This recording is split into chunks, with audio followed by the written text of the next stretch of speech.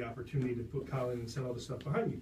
So they said they were going to think about it, and that's the best you can do. Well, last Thursday, or it's early Friday morning, Colin Kaepernick's girlfriend, the radio DJ for 98 Hot 97 in New York, Nessa Diab, made a racist comparison between the slave movie Django Unchained and the Baltimore Ravens owner Steve Bisciotti and Ray Lewis. And I said, listen, everybody's out here kind of trying to defend Colin Kaepernick and that are on his side. And like I said, I didn't agree with how he protested, but I understood what he did and what he's standing for, and don't believe that he should be punished for that, just bringing awareness to a social issue.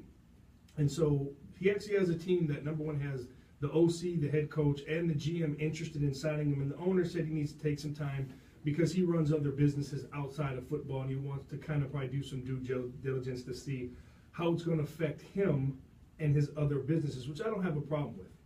But with three guys in his corner, you're probably looking, and the quarterback being hurt, and the backup not playing well, and the guy they brought in to get into camp, they've already cut him, so you're figuring this is pretty good. And then his girlfriend's going to tweet out that picture. And I just think that she's serving him a disservice. And if that's, someone you're in love with, you've been dating them for a while, that you should be in their corner. And potentially that is something that could have, if I was the owner of that team and I was thinking about it, and she did that and posted that, I would say, well, you know what? If this is what everybody's talking about. So a little bit of what's going on. Nessa was raised in Saudi Arabia by her Muslim parents, and it says that helped her shape her activism. And so when he met her a couple years ago, then all of a sudden now you start looking back at how things are going, and you can start seeing his activism and what he's doing. So I think that he may be letting his love of this girl get his mind clouded about the decisions he's making. Is what most guys used to say when you're whipped. And it seems like that's what's happening. And I think that she's also not helping him, and he's not seeing clearly. And I think that if he had an opportunity to sign with the team, and there may be some other teams they said out there, I think what she did just slammed the door on that, because teams are already worried about dealing with him and possibly what he could do. And now not only do you have to worry about him, but now you have to worry about his girlfriend, who really, and to me, shows that she doesn't care about his career, what he's doing. I understand she wants to help him, make him be aware and stand up for things.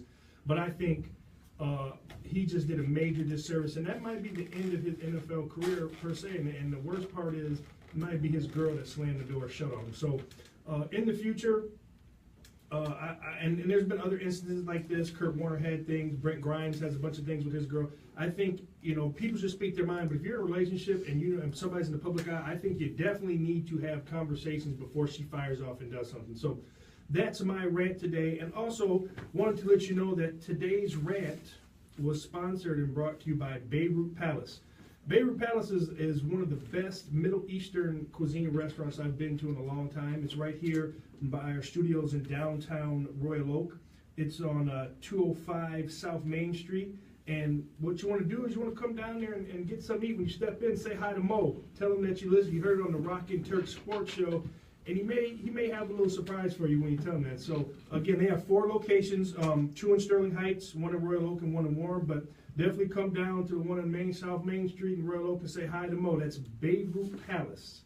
So check that out. Turk, what's going on, man? What's up? Beirut. Shout out to Mo, because these swarmers are phenomenal. Yeah, I gotta say that these Beirut Palace swarmers are some of the best I've ever had.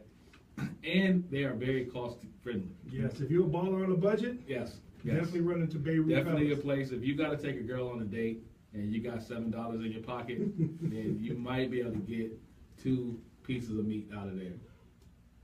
Not often on pizzas. I had to absorb that one. Everybody would have saw Rocco's face when I said that. And here's the other thing too. I saw when you came in, you was kind of putting your hands on the hummus. Yeah. And your man's down there, the producer Jay. That's mine. He was already laid claim. He said, as soon as you got here, Turk can't have it. That's all mine. All the hummus. All the hummus. I'm painting a picture here for the people that listen on the show. It's a large platter of hummus here. It's enough. Mo put this hummus here for everybody. He said these are for everybody. He didn't say this was one person. Put this down here for me and you. That's what he said. Sandwiches down there are for everybody. Oh, so the hummus is just for you. Just me. That's a lot of bread, man. That's a lot of carbs over here. I know hummus is supposed to be healthy. Not when you put those pita wraps with it, man. That's a lot of carbs. All right. never pretended to be an athlete. Okay, I understand. What's up? You good though? I'm good, man. I'm good, man. It's hot outside. We ain't got rain another day, so. You I was a little panicking a little bit because most time we hear do a little talking, and I saw earlier there was some hostage situation on 75 South. And It's crazy though. That's right. It's just I got a project down there, and it's just south of it. And I said, man, and they already got 75 shut down because of construction, and now they got a gunman on it. I said, people are just, you know what I blame? I blame two things. I blame Trump and I blame North Korea. One more. No. Grand Theft Auto. Grand Theft Auto? Yeah. I can't blame Trump and North Korea. And that's not even a political thing. I just think that, Trump and North Korea. Think we're about to wipe ourselves out so they want to like food. Is that what you're saying? I don't think we are, but I think the stress is getting people. I think they may. I don't want to get into that. Let's stick to sports, what we know. All right, everybody. Well, definitely give us a call in today. We got some topics. We're going to hit, our sports update, and this is the second week of our new 2-hour show. So definitely want to hear your comments when you call in. When you do, give us a call at 248-721-8570. And if you can't get through on the phone line, keep trying. But while you're waiting, hit us up on Twitter. Our Twitter handle is Rock and Turk Sports. That's Rock, the letter N, Turk, and Sports with a Z.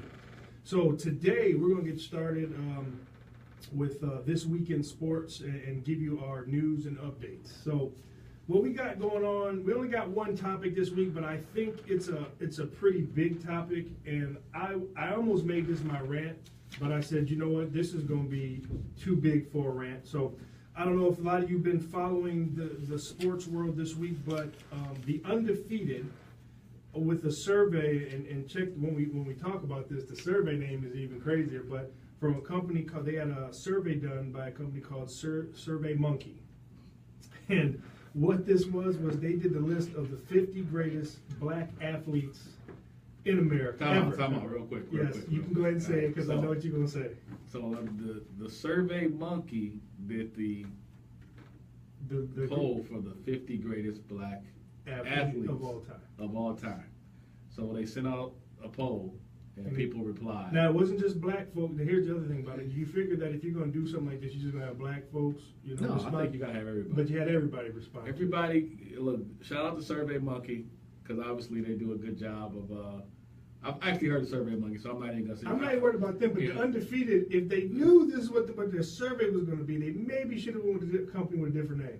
I'm just saying, Survey Monkey has been around for a while. I don't know why they call it Survey Monkey. It's a lot of names that would have worked besides that. But when you want to do the 50, now I'm just going to say this disclaimer. I have not seen this list. This is Rocco's list. I have not seen it. No, this is not Rocco's Okay, list. this is Survey Monkey list. Yes. But if your name is Survey Monkey and you do the 50 greatest black athletes of all time, you for damn sure better be correct. Because if you come on here with some Survey Monkey and this junk ain't right, I'm going off. Well, my brother. I'm going off. I already see. Since you say you didn't catch up on it this week, because it's been kind of under the radar, because you got, once the NFL gets back, all the stuff that's even the LeBron, Kyrie, they've been a little stuff, but the NFL is just king. So nobody. If you just tell me like who number 40. If you tell me number 44, I'm already gonna know where this list is going. Well, that's what I need, something right in there. 44, I'm gonna be like, this is crap or this is good. So here's I'm gonna make you more. I'm actually excited. Go ahead. I'm making you more upset because I'm not gonna start from the bottom, and I don't know if I'll get through all 50, obviously to read off, but I'm gonna give you the top 10, and this is what's gonna set you off because then you're gonna. So remember, now here's what the criteria is, everyone.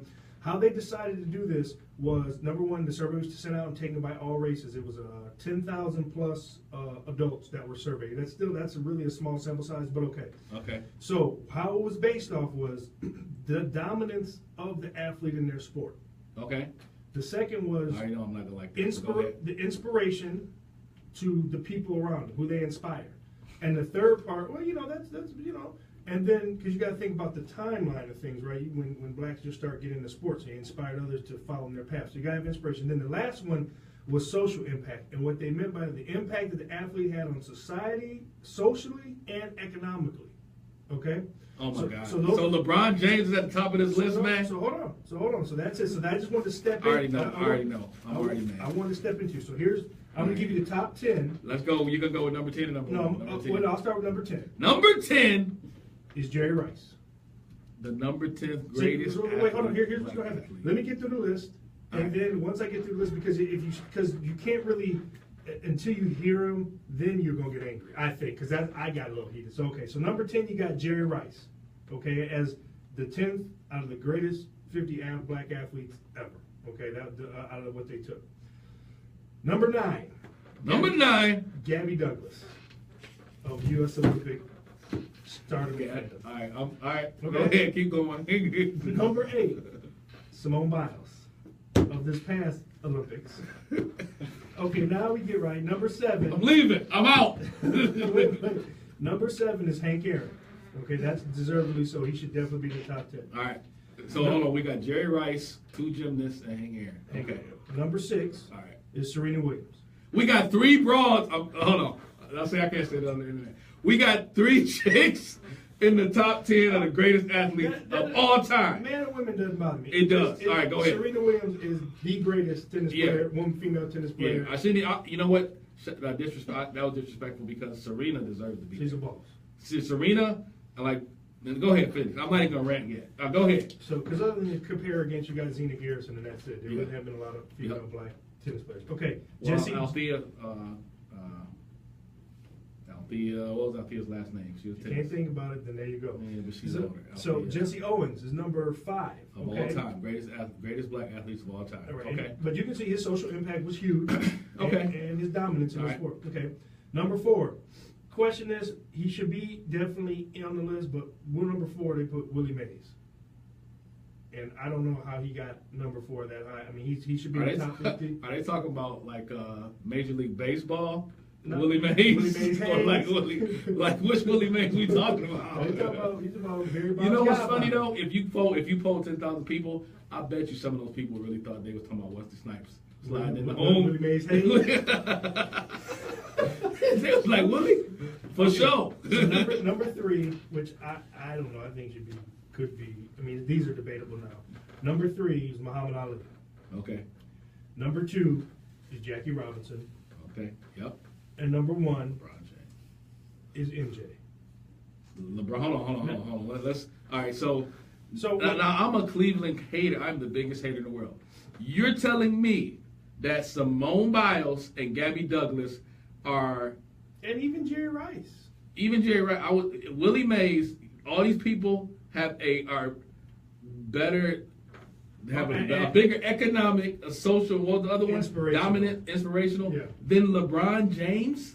Well, I don't have a problem with Jordan being number 1 because if you're going to talk about his money and what he did socially, I have a huge problem with Simone Biles and Gabby Douglas, dude. Wait, what is going on? Wait, gets better. Survey Monkey, no. So wait, I'm just going to give you 1, 2, 3. I'm going to give you about 5, 6 people, 7 people that. Survey Monkey, no. Can we get like a button on the show now? It's called Survey Monkey, no. I think that's a good drop. So at number 13, they have Kareem Abdul-Jabbar. Okay. Okay, that's a good range. Yeah, I think that's a good range. No, if you're going to have Jesse Owens and Jackie Robinson in the top 10, then you have to really consider having Joe Louis. He was number 23. He was, for what he did his time, he didn't have a great economic impact, but societally, his dominance in the sport, his inspiration, and how many times he defended his title, and just all the things that come with him, he should have been there. Number 26 is Will Chamberlain. He pretty much changed the position. 26. 26. Right. But I'm not going to kill him for that. Is Venus Williams on the list? Yes, but I'll get to that. These are the big name guys that are okay. List, dude. LeBron James checks in at number 29. There's 28 black people in athletics who are a greater impact than LeBron. And there's one cat on here. I don't even think he's black. I think technically I think he's Dominican, but they want to just go. Hold on, let me guess who it is. Don't say like some Troy Pop. No, it's a baseball cat, old school cat. Old, like how old? Okay, are you a baseball guy? He died in a plane crash. Okay, he played for Pittsburgh. Can't give you no more than that, man. Pittsburgh died in a plane crash. No, I don't know. Roberto Clemente. Yeah, he ain't even black. Well, he's on the list, bro. I'm gonna tell you. So, and, Survey Monkey, no. And then they got Pele on here. And, I mean, he's Brazilian. Yeah, look, did they mean black skin or did they mean black? Survey Monkey, stay woke. You are not woke right now. Okay. This list is ridiculous. Number 30, if you want to talk about dominance and social impact, number 30 is Jim Brown. Okay? There's 29 people that are greater impact black people greater impact than. This might be the worst of all, and this is the one who most people have complained about. Number 36 is Bill Russell. Bill Russell was pretty much the first black basketball player, first 30s. black head coach. Just the dominance of his sport. I think there are more people that show Bill Russell respect in the NBA for what he did for the sport. I'm talking about players in the NBA. Show Bill Russell more respect than they do Michael Jordan. Absolutely. Like I'm talking about as far as bowing down and thank you for everything you did. Him and Oscar Robinson. They show, Bill Russell. How is Oscar Robinson on the list? Not so fast, my friend. So now you get to number 38. Another person had an impact and was probably, in his sport, the only one really, except of lately, was Arthur Ashe. He's number 38. Yeah, Arthur Ashe deserves to be on that list. I think 38. Considering I need to see the people, I think he deserves to be on the list. 30s is probably a fair, because I still think a lot of people still don't know who Arthur Ashe is and what he did for the sport. They just know how he died. Yeah. But like Arthur Ashe was, he was a boss. Arthur Ashe was the Tiger Woods of tennis. Yeah. So now do you want me to get you mad coaching Turk mad like a coach, or do you want to just be upset? Do you want me to tell you the three people, one who's definitely not on the list at all, and then and two other people that should be? Is Magic Johnson not on the list? Or do you want me just Magic Johnson on the list? Hold on, man. Hold on. You're not listening, man. You got to answer the question how you want it. You want the three people? Well, you want the people not on the list that didn't make it all, or you want me to just read off the top 50 and then you can figure out who wasn't on the list? In the top 50, I want you to read off top 50. Okay, I think it's going to go too I'm fast. going to blaze through it, so here we go. All right, so we start. We're going to start at number 50. Hold on. But before Jay, can we get like some? We got a good music, so like a little like elevator music we can play real low while Rocco reads this off. Anything you got that we can like? I actually do. Yeah, I want something because you know what, this list is gonna piss me off. I need something that's gonna like calm my nerves. This ain't gonna Like I want some like especially when you find out who's not on so like. I'm trying to understand. Can we? Hey, look. 248. The number is 248-721-8570. If anybody out there, if they see Survey Monkey in the streets, all right, tell them to call. Tell him or her to pick up the phone and call in and justify this list you put together. Because I think what we have a problem is how the list was. Because I think if you send out a random email to people, the list. They're going to just run through names and they're not going to respect the list. Because some of these are Simone Biles and Gabby. I got to find out what's more appalling. No, what I don't Those know, two in the top 10? Yeah. Or whatever else you about to tell me who ain't in here. What I don't know is... You talking about top 10 greatest black athletes of all time. People didn't even know who Simone Biles was till this year. But also what I say is the dominance. I'm looking at, she dominated that weekend, Yeah. those 2 weeks. But we're talking about the people that have, number one, what they went through back in the day. And then even now to just the social and economic impact. She's not, even if you talked about, I guarantee if you had the greatest white athletes, I guarantee you Michael Phelps probably wouldn't even be in the top 25. Yeah, he's great, but you're looking at the impact. Michael Phelps is going to get in that list. Michael Phelps? I understand. Don't compare Simone Biles to Michael Phelps. I'm not comparing that, but I'm just saying an Olympic athlete versus someone who plays every year. But Jesse Owens is on the list. Yeah, but Jesse Owens won the list because of what he did, what he did, and the time that he did it. I just think Michael Phelps is the most dominant Olympic athlete of our era. Yeah, he's the most decorated. Yeah. I mean, most dominant for any sport. I don't know anybody who ever dominated the Olympics like he did.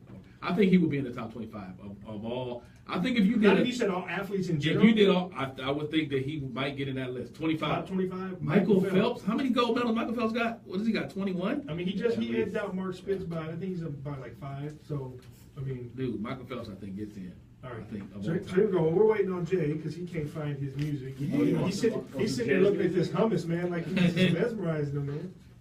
That's the elevator music you guys. Oh yeah, that's good. That's good. Okay. All right, top 50 right now. We got Rocco. This is from the Survey Monkey. We're gonna read off the top 50 greatest black athletes. And people who are wondering why we're reading off black athletes is we're black.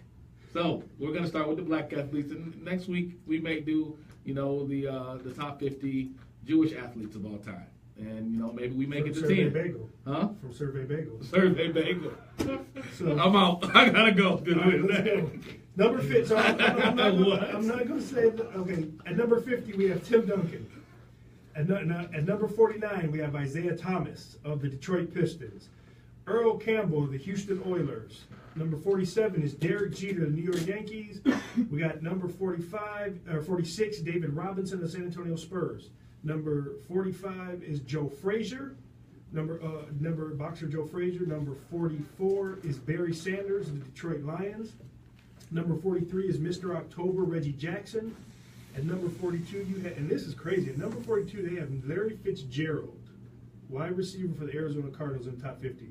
Number 41, you have Ernie Banks of the St. Louis Cardinals. Number 40, you have Roberto Clemente of the Pittsburgh Steelers. Now, I'm not going to lie about this. I don't know who this person is, and I probably need to, Ray Robinson, number 39. Don't know who that is. And I'm a pretty big sports nut. Sugar Ray Robinson? Is it Sugar Ray Robinson? It could, maybe it is Sugar Ray Robinson. That would probably be after Sugar Ray Robinson. Okay, number 39. Number 38 is Arthur Ashe. Number 37 is Ken Griffey Jr. Number 36 is Bill Russell. Number 30 of the Boston Celtics. Number 35 is heavyweight champion of the world, George Foreman. And number 34 is Herschel Walker, that played for the Vikings and one of the biggest trades in NFL history of the Dallas Cowboys. You got number 33, you got FloJo. Number 32, you have Carl Lewis. Number 31, you have Michael Johnson. Number 30, you have Jim Brown of the Cleveland Browns. He was at one point the all-time leading rusher in the NFL. Number 29, you have LeBron James of the Cleveland Cavaliers. Now, this is what bothers me. LeBron James is 29. You have Steph Curry at 28 from the Golden State Warriors. Number 27, you have Olympic superstar Jackie Joyner-Kersee. At 26, you have Wilt Chamberlain. At 25, you have Bo Jackson, who, social impact. He's, besides him and Dion, guys that went both played two sports in the professional at one time. 24th, you have Sugar Ray Leonard, boxer. 23rd, boxer Joe Louis. Brazilian soccer star Pele at number 22. Another Olympic superstar, and Wilma Rudolph at 21.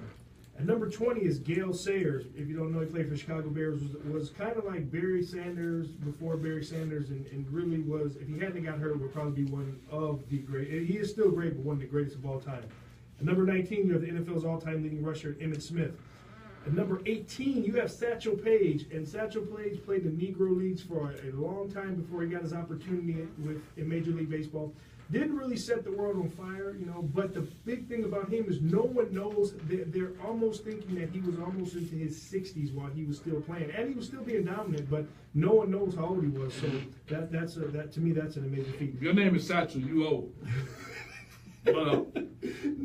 At number 7, you ever met a young Satchel? I never met a young Satchel. There's a couple people like names out there. When you meet them, you're like, yeah, that's the end of your run. Yeah, that name is out the book. These names ain't for young like people. Jeremiah and Dorothy and Ezekiel. Dr. J is at number 17.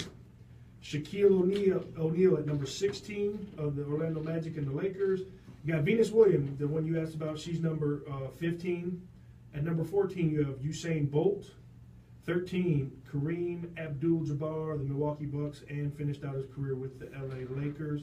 At number 12, you have Walter Payton. Number 11 of Walter Payton, Chicago Bears. And at number 11, you have Magic Johnson. So, and then obviously for you just tuning in, number 10 is Jerry Rice. Number 9 is Gabby Douglas of Olympic fame. Number 8 is Simone Biles of Olympic fame. Then you have Hank Aaron at number 7, Serena Williams at 6, Jesse Owens at 5, Willie Mays at 4, Muhammad Ali at 3, Jackie Robinson at 2, and MJ at 1. Now, some people that did not make, I'll give you 4. 3 of them definitely, one you may say questionable. Number 1, I think Jack Johnson, one of the first black heavyweight champs of the world back in the 1920s, is not on the list. Deion Sanders is probably the greatest cornerback, return man, showman in NFL history. He is not on the list. This is the questionable one. If you just look at dominance in the sport and social impact and certain economics, is Mike Tyson. In his day, now if you want to bring in, all the other stuff, but if you're just talking purely the sport, we're not getting anybody, off the field issues, Mike Tyson on there. The number 1 person who is not on this list, and number 1 has made $770 million in his career, is going to surpass $1 billion, they believe, in the next 2 years. Hold on, don't tell me. He is also one of the, in his sport, probably only second to one person, and is probably the greatest in modern era, the greatest player in his sport, and generated lots of money and viewership. Can you guess, Mr. Turk, who I'm talking about? Could you be talking about Tiger Woods? Yes, Mr. Woods. Tiger Woods did not make the Survey greatest- Monkey, no. Did not make the greatest 50 black athletes. You know what that of all is? time. I think that's just bitterness. I think people, I don't understand how Tiger Woods changed the viewership of golf. He changed not just I'm not talking about just black people wanting to play golf. I'm talking about the popularity of the sport. At a time when it was dying, Tiger Woods sold out. He sold out TV ratings through the roof. Venues they'd stand where they had to build bigger, not courses, but Gabby areas Douglas and Simone Biles are over. Venus Williams, Yeah. not Serena, Venus. Well, there's another person if you want to talk about dominance and what he did. How did Randy not on the list? Well, Kobe's not on the list either. This I mean, list and that's just right now going off the head when I was reading. We got to get off of this, get to the next topic. I know we But got to, but this is a bad list. This man. is a bad list. Survey Monkey, no. So one thing that I agree. Michael Wilbon said this. He said, "quote the 50 greatest athletes people admire most, or America's 50 favorite black." Oh no, he said I have to agree with Michael Wilbon that the 50 greatest athletes that people admire most is what this should be called, or America's 50 favorite black athletes. But in his opinion, it's not a credible list of the greatest black athletes because of the people, one, that were left off, and two, the rankings. When he said, and he's no disrespect, but when you're looking at, and please to our female listeners, it's not a female thing, it's just Gabby Douglas and Simone Biles. Gabby Douglas only really competed in 2 Olympics, had her success in 2012, and then now this year, in the past 2016, it was Simone Biles' turn. So it's not, but it's just, there's not enough there. Maybe you're going to put Simone Biles in the top 20 because she's got the most, she's the most decorated female gymnast, I guess, in American history. Currently. But when you're talking about a person like LeBron James, Jim Brown, Joe Louis, Kareem Abdul-Jabbar, Bill Russell, Arthur Ashe, Tiger Woods, these guys there should have been an argument of the top greatest people in the list. We should be arguing about rankings versus not people that are left off the list or just getting beat out by children. I don't understand the list at all. So, I don't. I'm trying to understand how they. I think maybe. Well, if you have your complaints, you know to call Survey Monkey. Survey Monkey. I don't have the number, but if you go surveymonkey.com. I guess I'm gonna say this though. That's a tough list to even do because you probably have to list a bunch of names. Here's what you do. You do 2 parts. You send it out to all the credible. Well, first of all, I think this is what you do personally. This is a black list. You start off with black media writers, sports columnists, media people, the people that are in the sports industry, and go back and understand because they're the most credible, right? And then you do your survey to the fans, to the regular people, and then you kind of cross together. But this was like, because I don't know if Simone Biles and some of these people were on here at that age, it might have been, what was the age bracket? Was it 18 to 30 or 25? Because I mean, there's a lot of people. Like I say, we gotta get off this, but that was almost my rant this week. But like I said, that would have been too long. So right now we're going to jump into the, as we say, NFL game of the week.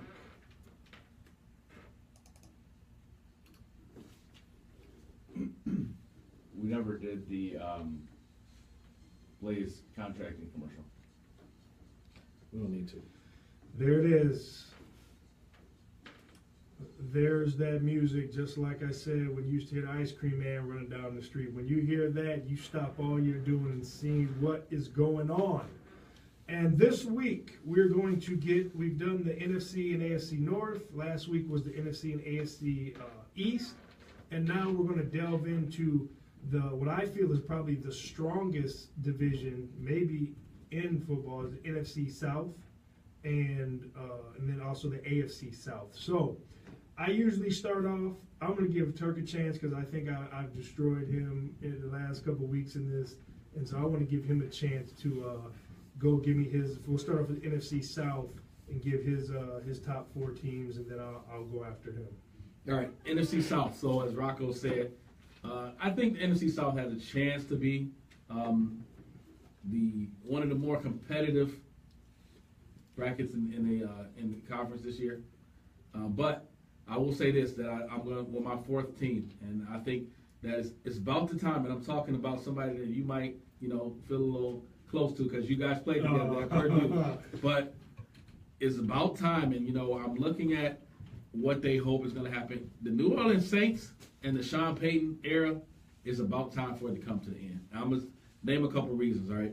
So, offensively, Drew Brees is, he's up there in age, and I think he's still capable of doing some of the things he was able to do. Michael Thomas, the kid out of Ohio State, looks like a very good receiver that may, a lot of papers have him in the top 10 fantasy wide receiver, which he had a good year last year. If he projects to be better, he could have a really good year. What I don't understand was the Brandon Cooks trade. I didn't understand that for what they gave, for just giving him away for a guy that they still had control over for 2 years. I didn't understand it because Brandon Cooks was one of the most dynamic players, I think, at his position, and one of the toughest guys to guard one-on-one. Well, I know why they got rid of him. He didn't fit into the offense what they were trying to do. But I agree with you. I don't know. You could have sat on him the way to the trade deadline to get more for him. Yeah, okay. I agree. I think they could have got more, like you said. I don't think they really helped themselves enough, okay? Offensively, I think they have a decent amount of firepower to be okay in offense. I think Adrian Peterson was more of a luxury pickup than he was a necessity because I still think that Mark Ingram, if you don't cut Mark Ingram, then he's got to be a guy that gets you 15 to 18 carries a game. Or otherwise, why are you justifying paying him $5 million? So having Mark Ingram and Adrian Peterson in the backfield together seems too much like the same guy. Like Mark Ingram and Adrian are going to be guys that need carries. It's probably insurance because he hasn't finished 16 games yet. It is, but you're insuring the guy with a guy who is on his way out, right? Yeah. So on that side of the ball, I think Drew Brees can still do enough to be serviceable. Defensively, I think that they're a complete train wreck. Personally, I didn't think that they did anything in the draft to have me change that. The Jarius Byrd experiment was a complete disaster. They're bad. I think there's only a couple guys on that even roster who you even look at on defensively and would even transfer to even starting on other teams. Probably just Cam Jordan. Yeah, Cam Jordan at defensive end is probably the only one that you look at and say, okay, that guy's a player. But all over the field, they got a lot of question marks. And the reason that you don't know a lot of these names about guys because they're not very good. They're not household names, and they're guys who they're hoping can do something. Now, this is the problem. Sean Payton's still trying to do what worked 8 years ago, where he's got this dynamic offense, and he can go out there and he can, zone blitz and be creative on defense because they're ahead. Well, that's not going to happen on this team because Drew Brees doesn't have an arm. He doesn't have the receivers to be explosive as he was before. They're not going to go up 21. They're going to be in dogfights. So I think that defense is not going to do anything for them. Saints, I think, easily are the worst team in that division. So now, I got them at number 4. Now, this is where it gets interesting because I think, honestly, Carolina Panthers are going to be the number 3 team in that division. And I say that, I think we really need to start looking at Cam Newton and starting to be concerned about what is he going to be moving forward. Because if you look at Cam Newton, he's getting older. He's still a dynamic guy with his legs. He's a 50, 57, 58% pass completion guy. He's not a guy that throws for a lot of touchdowns. He wants to throw the big play. You hope that Kelvin Benjamin and Devin Funchess have gotten older. Kelvin Benjamin looked good in the preseason game, but it's the preseason game. Has he slimmed down? Is he going to help him? Okay. You still got Olsen inside, which is he's still a very good tight end. Guy's a little older, still a very good tight end. McCaffrey. Is McCaffrey the answer?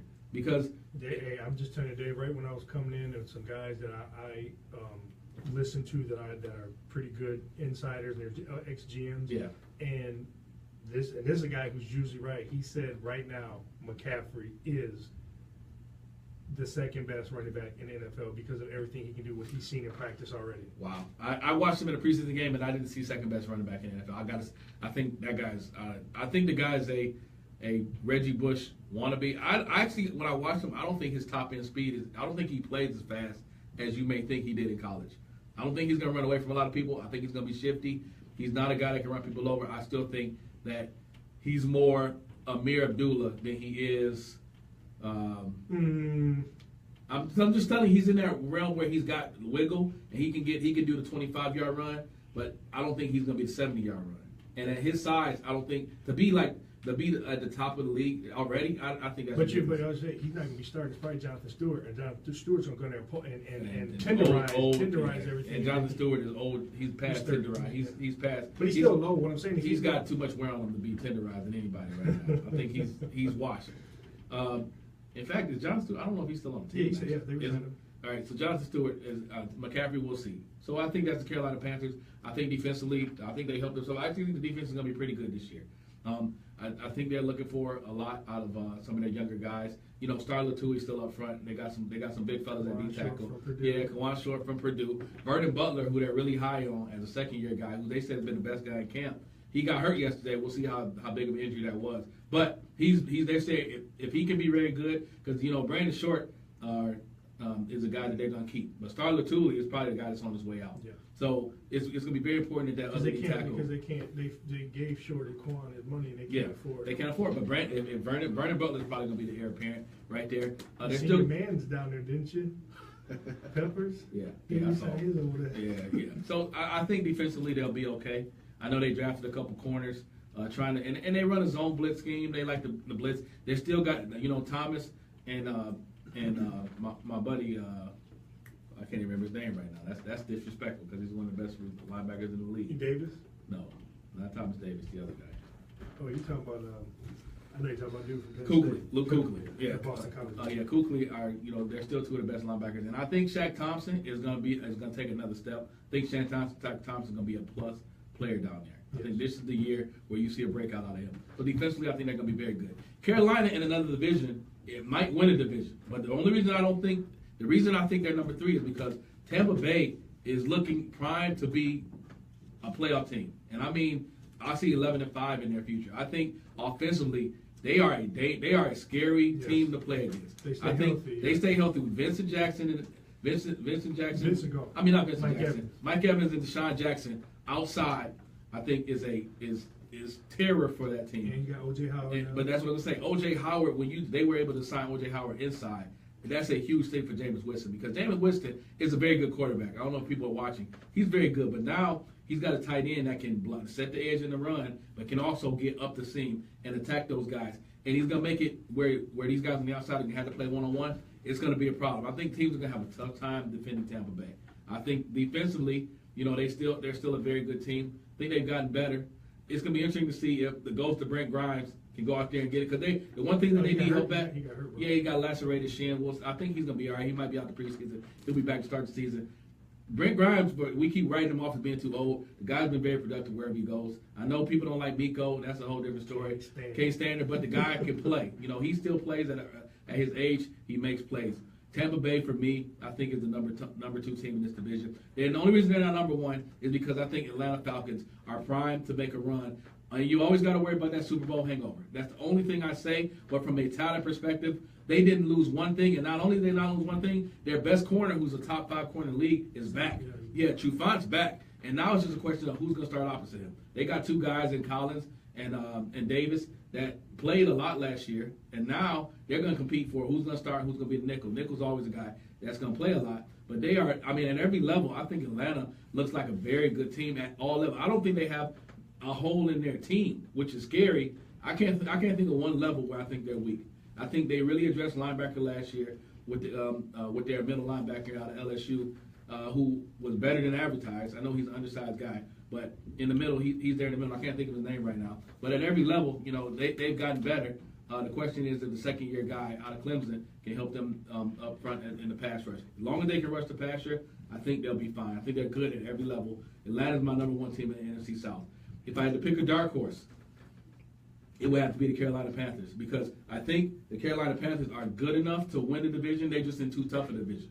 So what happens is if Carolina can, if Devin Funchess and Kelvin Benjamin can grow up and really be dynamic on the outside, Carolina has a chance to maybe split with Atlanta, maybe beat Tampa and be right there in the division. They're my dark horse, but I still think Atlanta wins that division.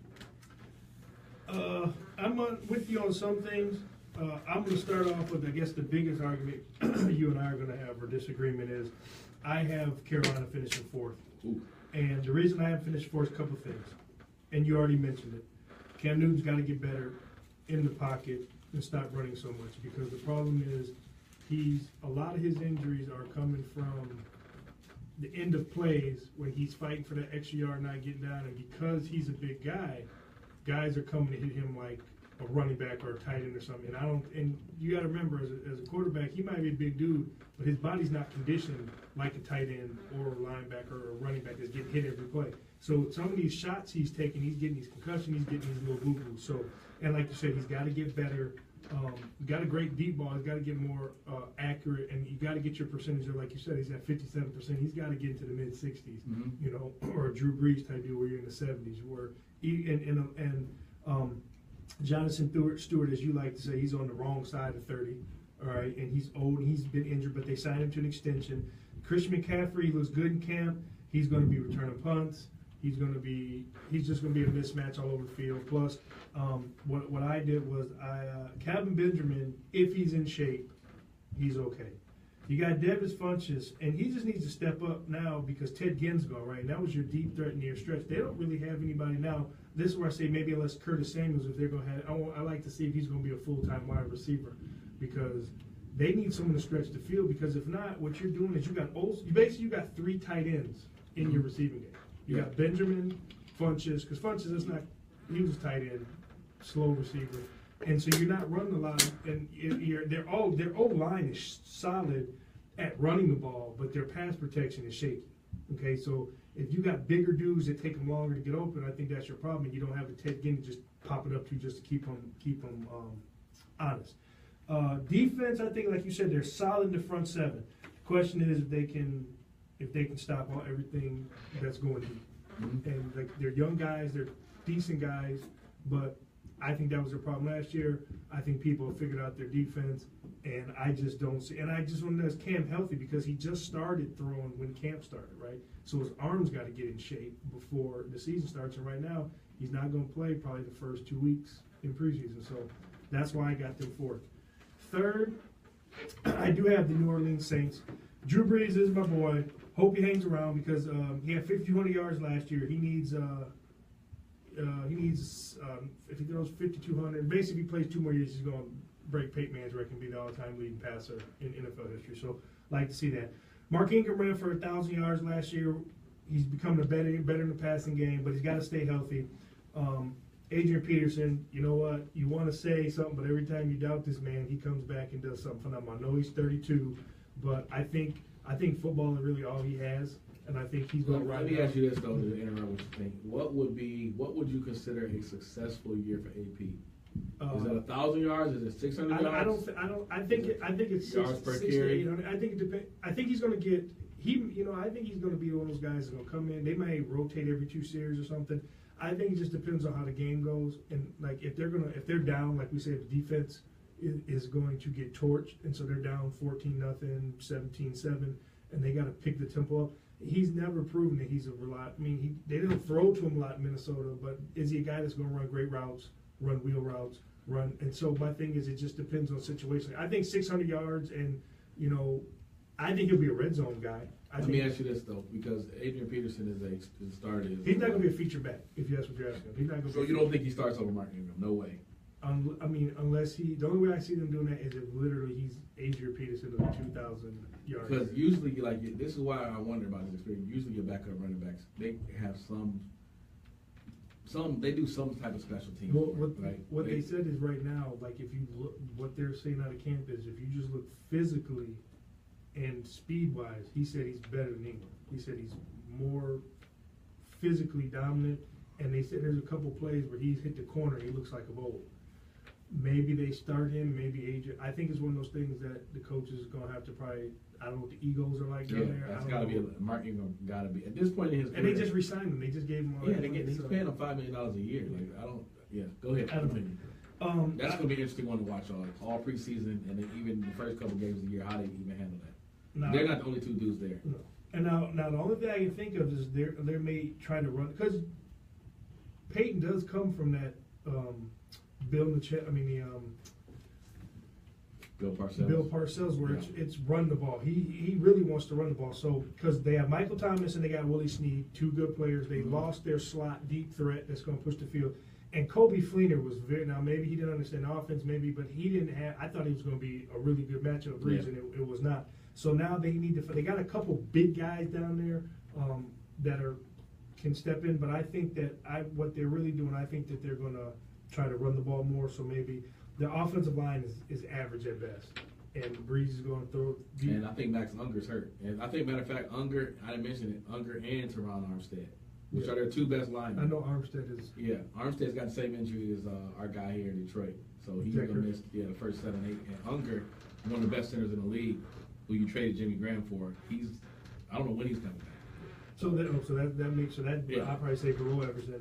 Like you said, defensive line, they got some young guys, because I know the D line. They got some guys outside of Cam Jordan I think are going to make some noise this You year. got a name drop. Did you see that? Because I know the D line. That's my guys. You might not know, but I know. Okay, go ahead. And I think it'll be better, but I still think the offense is going to have to win in shootouts like you said. So I got them as my third team. And then Tampa Bay, I'm not going to harp too much on it because you went over it. Winston, I think anybody who watched Hard Knocks, I think he's ready. I think people get to see that he is a hard worker. I think he's smart. He's all about the game, and he does want to be great no matter what the perception of what he was in college, and he does a lot of talking.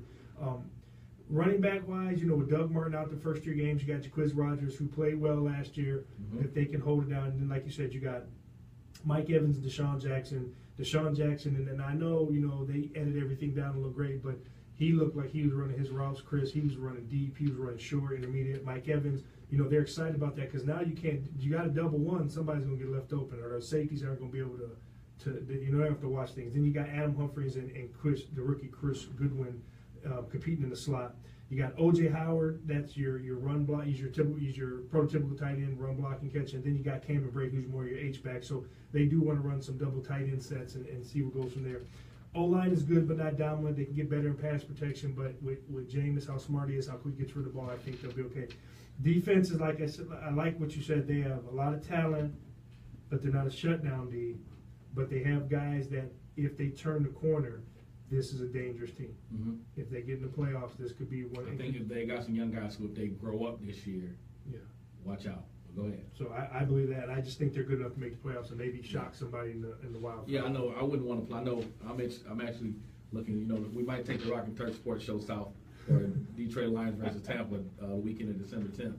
It'll be an interesting game to see where both of those teams are at, and I think that'll be that playoff run.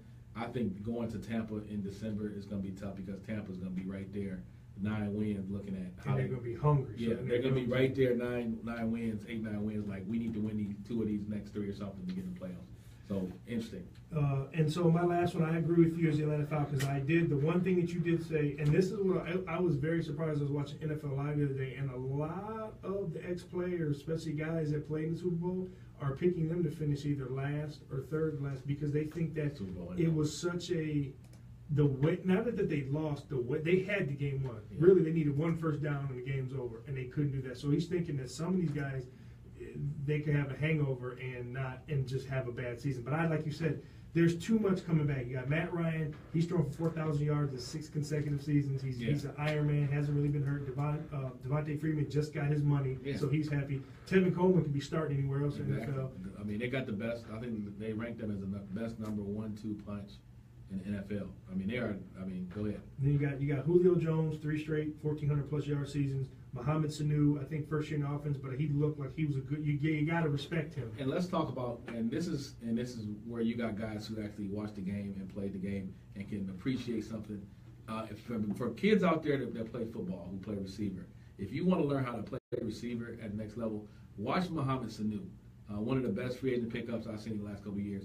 The guy runs routes better than anybody in the league, and he always catches the ball. He's always making positive plays on the offense.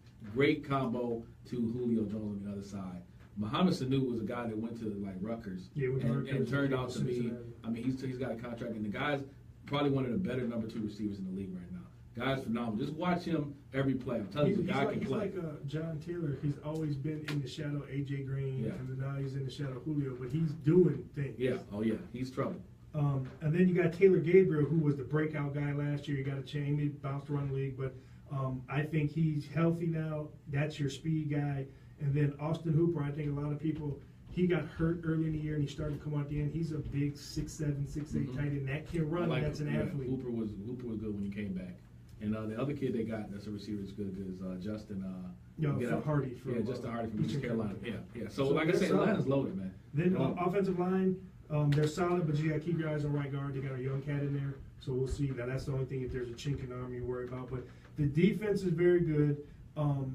Everyone's coming, and they were young last year, and they're coming back with experience in this. This is like maybe Seattle. If they do the right thing and get better, this is Seattle 2.0. And they got the coach from Seattle. That's right. Right, and you know what I didn't mention either. They drafted my man out of UCLA. They gave us the drop at the NFL draft. Yeah.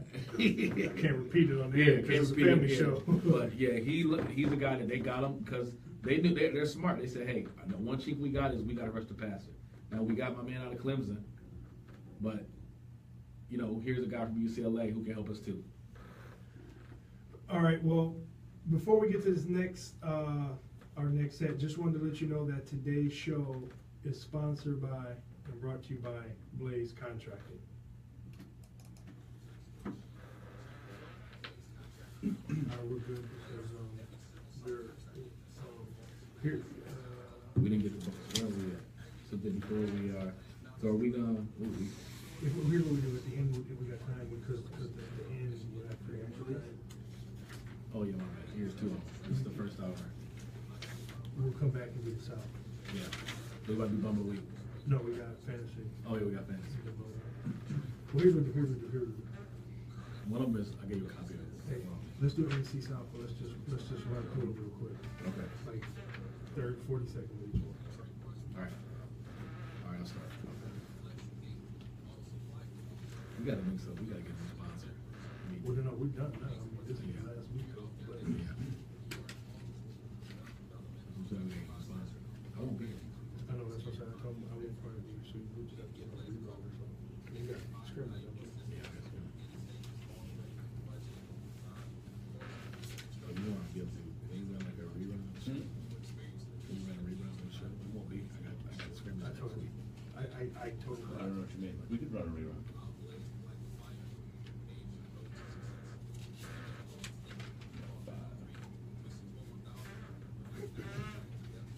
Two, one. All right, real quick before we, I'm sorry, before we get to our next segment, we're just going to really quick give a rundown of our predictions for the AFC South. All right, so AFC South, it starts and stops, and the NFL is all about quarterbacks. Now, the reason that the Jacksonville Jaguars will be the worst team in the AFC South is because they might have the worst starting quarterback in the AFC South. And maybe, I would say the Jets, maybe the Browns, but Blake Bortles, I don't know if anybody's watching, and he's not looked good in preseason. He's throwing interceptions. He's looking indecisive. This is the beginning of the end for them. And it's too bad because if you look at the rest of that team, I love what they did in the draft the last 2 years. I think, Jalen Ramsey and Miles Jack are going to be two guys that are going to pay big dividends moving forward. But, in this past year, they got obviously Leonard Fournette, who's a top 10 fantasy running back type guy they're looking at. They got a lot of guys on the outside, Allen Hurns, and obviously they got Allen Robinson. They are loaded everywhere, but Blake Bortles can't figure it out. I think Jacksonville easily is the worst team in that division. I got them at third, and the reason I have him at third is one, he's done it before. He's played well, so I'm going to give him a chance to play well. But their defense is really good, and like you said, they're loaded at running back and at receiver. He's bad, but he can. I think with Coughlin down there, he's not going to let it get too out of control. But I still don't think that'll work. The Coughlin factor, we'll see. But early predictions out of camp is that the dude's getting worse. So I err on that. Indianapolis Colts, I got number 3. I'm assuming at some point the right arm of Andrew Luck is going to join him back into the NFL because that's what we're waiting on for him to actually throw a pass. So if they do that, they still have enough, I think, to be a team that can win 7 games. I think 7 games is going to get you into third place in that division. I don't like what they did in the offseason. I think they needed to address up front more than what they did. I think that when they picked up a safety in the first round, it was more of a luxury. I think a first-round safety is a luxury pick. I think you needed to get better up front on both sides of the ball, whether it was offensive line or whether it was defensive line. They needed to do that, and they did not do that. So I've got the Indianapolis Colts finishing third in that division. I got him fourth, and basically the same thing. If Andrew Luck's ready, healthy to go. Frank Gore, they didn't address the running back situation. Maybe he still got it. They gave him another year, so maybe, I don't know. T.Y. Hilton's out, he's dependable. Other than that, Moncrief, if he stays healthy, Dorsett, their tight end, they really didn't have Doyle did all right, but losing Dwayne Allen, I think, is a big deal. Yeah. Offensive line is awful. Like I said, Awful. they haven't addressed that since they've drafted him. And D-line, defense, they've got some talented pieces, but as a whole, they're just average. So that's why I got them fourth, because the thing is, if Andrew Luck's not ready, then they're done. All right. Now, this is where it's going to get interesting because I think the two teams up top can easily be interchangeable. I'm going to go with the Tennessee Titans at number 2. The reason I'm going with Tennessee Titans is that I think that the two-headed monster of DeMarco Murray and Derrick Henry, is going to pay big dividends this year. I love them drafting a wide receiver in the first round. Hopefully he's the number 1 guy because Marcus Mariota is on his way up. Him and Jameis Winston are going to be right there as far as that quarterback battle of their class. I think they're two very good quarterbacks. I think Tennessee Titans are on their way to being a very good team. They just re-signed the big fella up front on defense, Kirk. Which you got, D-lineman? D lineman. They just re-signed him. I can't even remember his name. Whatever his name is. They just re-signed him. They still have Morocco. I think that the team is going to be pretty good. They drafted my man Adoree Jackson out of Tennessee. He's a guy that can help them on the slot and can be huge in the return game, which has always been a staple of Tennessee. But I think they're the number 2 team because the defense is good. But the reason I'm going to go with the Houston Texans number 1 because I think Houston's got one of the top 5 defenses in the league. And for all early reports out of Houston is that Deshaun Watson has looked very good. I watched him in the preseason. I know it's preseason, but when you watch a quarterback, you can tell a lot about his read progression, and the way he gets rid of the ball. If it's too fast for him, if it's okay. And what I see when I watch him, I see a bigger version of Russell Westbrook. A lot of what they're doing with him, a lot of movement out of the pocket, a lot of chance to run and throw on the run, and he's very, very good at that. And I always go back to this when I said Deshaun Watson was the best quarterback in that draft. I said I'm taking the guy that went against the best defense in college football twice, and he burned him twice. And if that's forget the combine, forget all the throwing and stuff. I want to see the guy against the best competition, what he does. There's no better competition in Alabama, and both times he graded far above average. And he was, and the second time he was actually an A+. So Deshaun Watson, if he's A+ quarterback over Tom Savage, which I think is not a starting quarterback in this NFL, I think they could easily win 12 games because they have that type of team around him. I was in the same way. I was wrestling with this because then you start looking at your football mind. By hair, I put Tennessee as number 2. And like I said, Mariota last year, second year, 26 touchdowns, 9 picks. That's before he got hurt the last week, but he looked good. You got DeMarco Murray at 1,200. Plus, they said they're going to up Derrick Henry's time, so they take some pressure off so they can make DeMarco last. You got Delaney Walker. I didn't even know this. He caught, in the last 3 years, he's caught 222 balls. That's the second most behind DeAndre Hopkins and T.Y. Hilton. And the next closest tight end is 102 some receptions away. So he's got that. Like you said, the third round they drafted Jonnu Smith. He's a Blazer. So he's at tight end, and they want to go a lot of 2 tight end sets, and he's more of the route runner. Now you look at this. They got Corey Davis. No, he's a little banged up with his hammy. But you got Corey Davis, Eric Decker, Rashard Matthews, and Tajay Sharp. And Tajay Sharp and Rashard Matthews had some really good seasons last year. Decker, we know what he can do, and we'll see if Corey Davis, he's just a cherry on top. Line is probably, I think, the third best behind the Cowboys and Raiders. 2 very good tackles. And their defense, like you said, I'm not a big fan of 3-4 scheme. But Jarrell Casey, that's who it is, Jarrell Casey. Always happens like that, yeah. And he, I don't like a 3-4 scheme, but they do have the pieces to run it. And I just think you said, being a defensive coach, if I go with the better defense, if you got a quarterback that doesn't make a lot of mistakes, and with Lamar Miller and their run game over there, I think Houston could edge them out just in the fact of having and the defense is stacked in Houston. They're good. And if Lamar Miller and they have Dante Freeman, they're looking for an Alfred Blue, will be competing. I think and Bill O'Brien, don't get it twisted. He might be from the Patriot system, but he's a run-first guy. And if you can now, let's say that Deshaun Watson does beat him out, now you got a run-first team that will have great mobility on the play action, and then a guy who played last night. I know, like you said, it was preseason. He saw a lot of vanilla defenses, but he's a smart guy. We'll see who doesn't put too much on his plate. But I do take the Texans because of the defense, and they can run the ball. I think people don't realize that Texans were very good without J.J. Watt last year. Yeah. J.J. got hurt. That team was still very You got good. Mercer. You have and they lost Clowney. they lost Simon, but they got Clowney. They got Cushing. I mean, they're back in. Maybe their strong safety is a little shaky, but or free safety. I'm sorry, he replaced Gray, Grover. But I don't know. But I like what you said. I mean, we basically agree with Houston and Tampa, and Houston and Tennessee being the two tops, and basically, I think they basically mirror each other. I think Tennessee is the Tampa Bay AFC. I think they're a wild card team. I don't think they can win the division. But if somebody gets hurt or Houston has any major Any hiccups. letdown, I think you got them. I think Tennessee is a 10-win team who can, 10 wins, you can go plus 1.5, 1. So they could easily go 12 or they could go to 8. That's their range.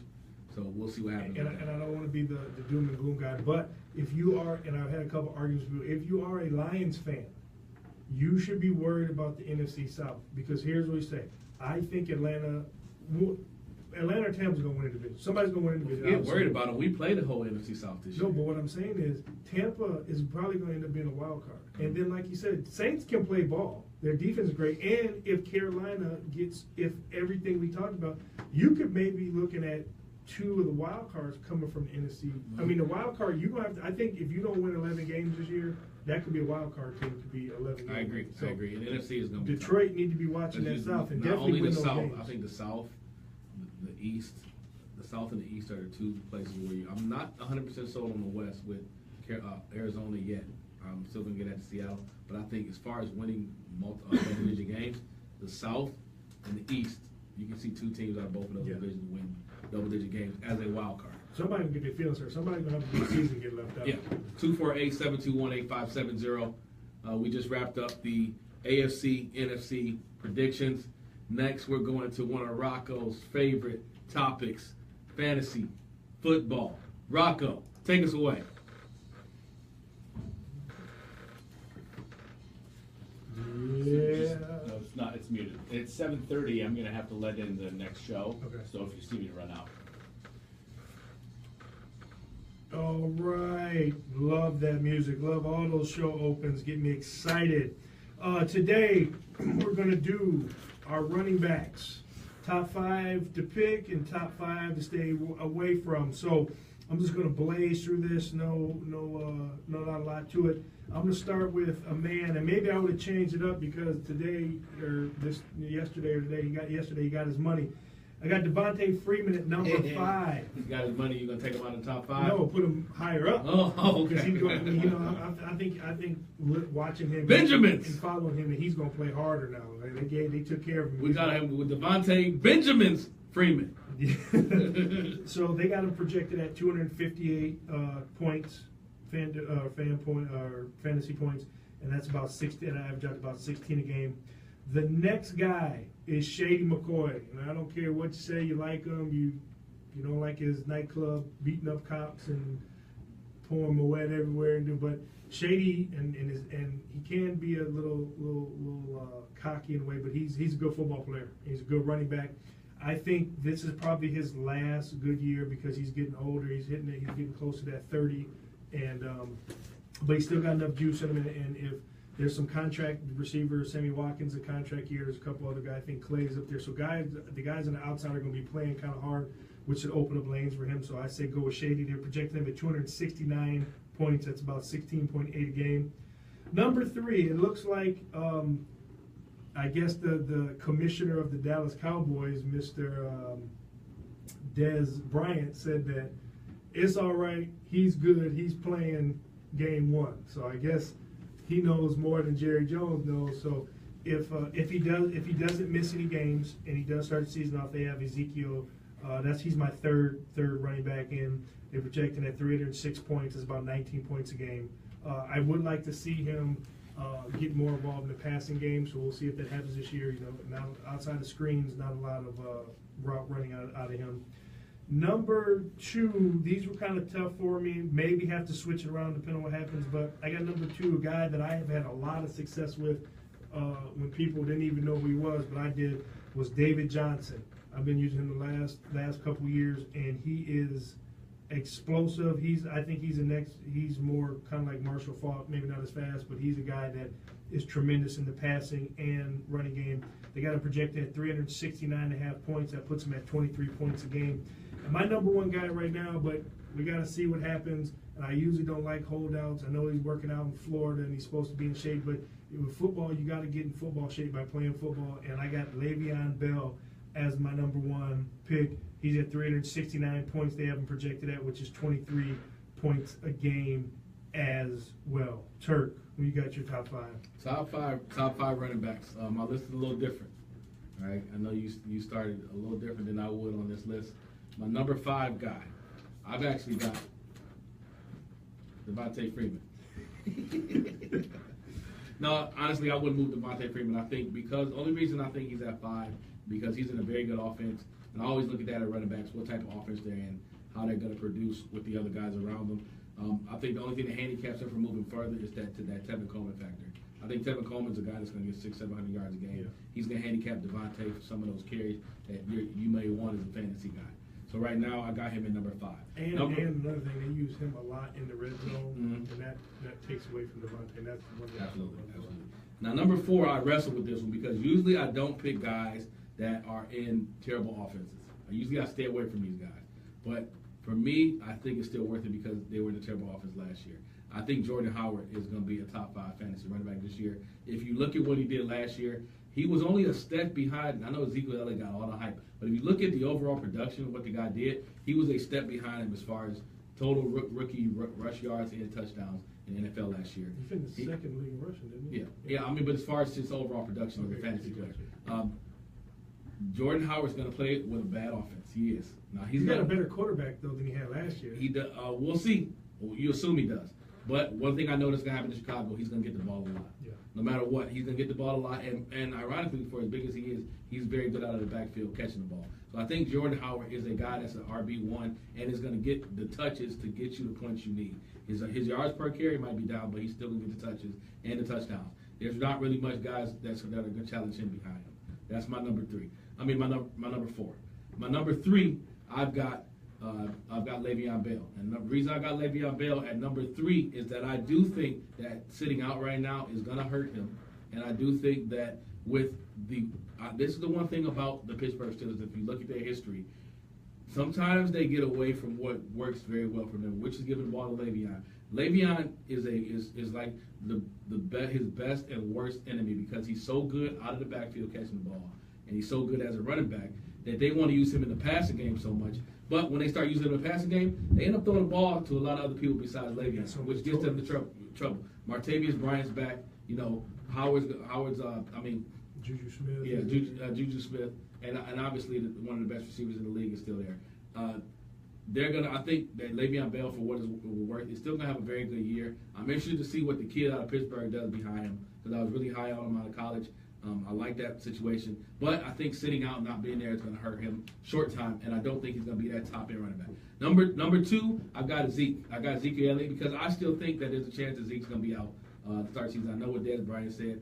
That's my only reason for dropping him because I think you might not get 16 games of production. You might get like 12, 13 games. I think he's going to get suspended, and that's going to hurt him. Other than that, he's looking pegged to have a huge year. Zach Martin's about to get the big contract. They're going to keep the offensive line together. Lael Collins is a devastating run blocker. He's playing right tackle. That line is probably going to be better than they were last year. Yeah. And they got more weapons on the outside because they really help. I really like what Dallas did in the offseason to help Des Bryant, and to help Dak Prescott with the receivers as far as those slot guys. They got a tight end down there.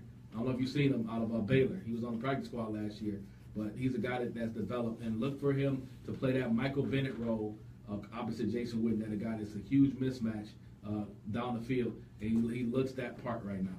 So Dallas is going to be a fun offense to watch, but I think Zeke's number 2. Number 1, I got David Johnson just because I think David Johnson doesn't miss games. He doesn't have off-the-field trouble. He's going to get you all the touches. There's no threat at the running back position, and he's going to catch a lot of passes.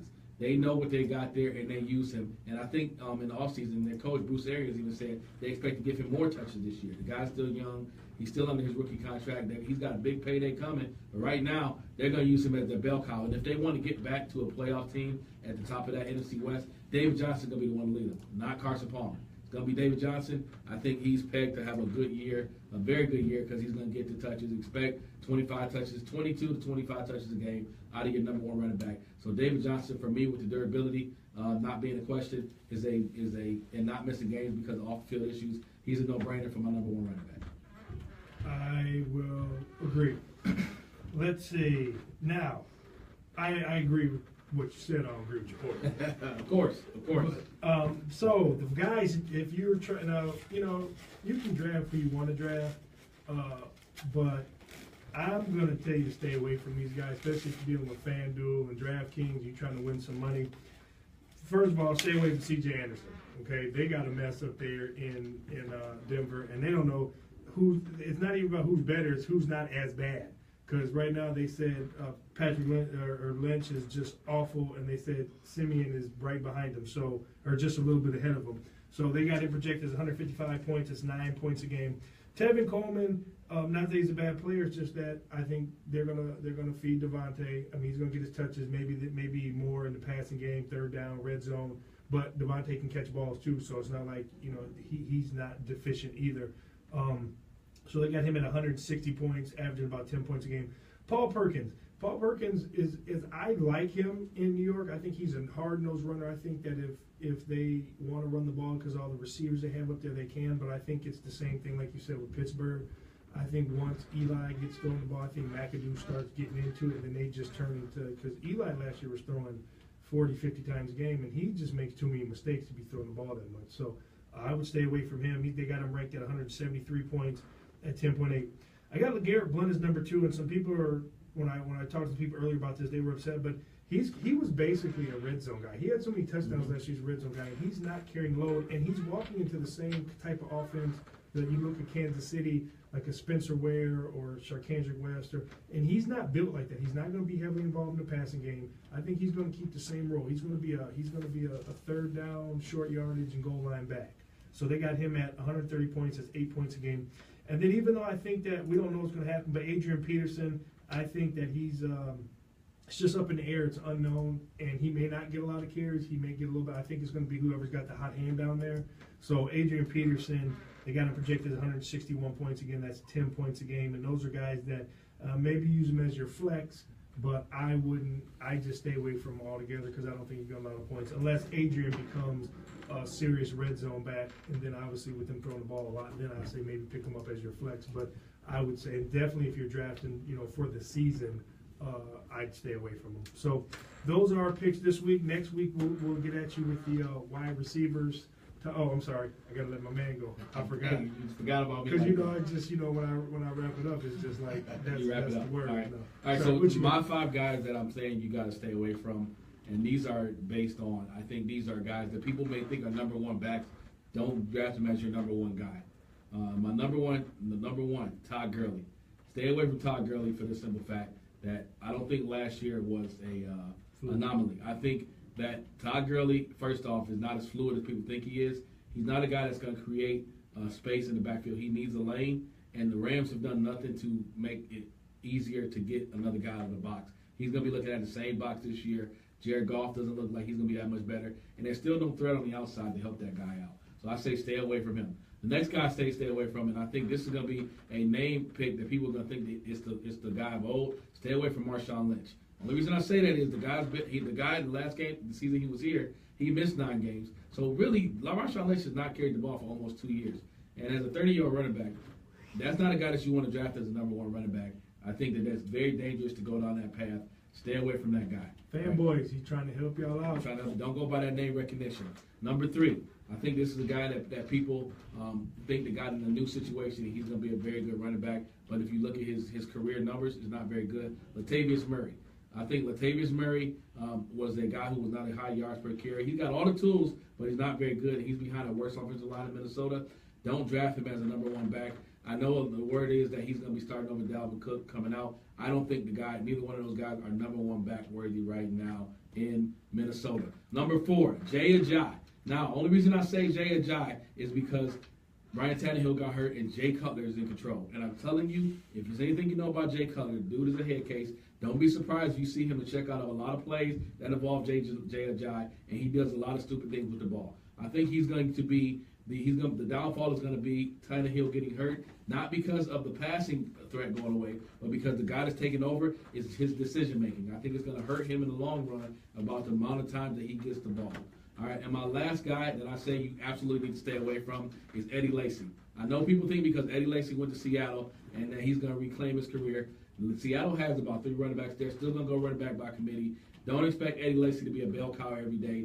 The Seattle offensive line is still not good. They're going to still want to run that read option with him. We'll see how it works, but I don't think he's a number 1 running back that you can count on every week because they still got guys that can play as well, and we don't know how good that offensive line is. In fact, last year it was an abomination. Eddie Lacy's going to need some room to make it work. He's not a guy you want to draft. You know why? Why? Because he's a bum. He's a bum. And speaking of bums, and I know I say it every week, and I'm going to keep saying it every week until it's not. This is my favorite segment of the week because just like you guys, I have no idea who it is. So without further ado, here is our bum of the week.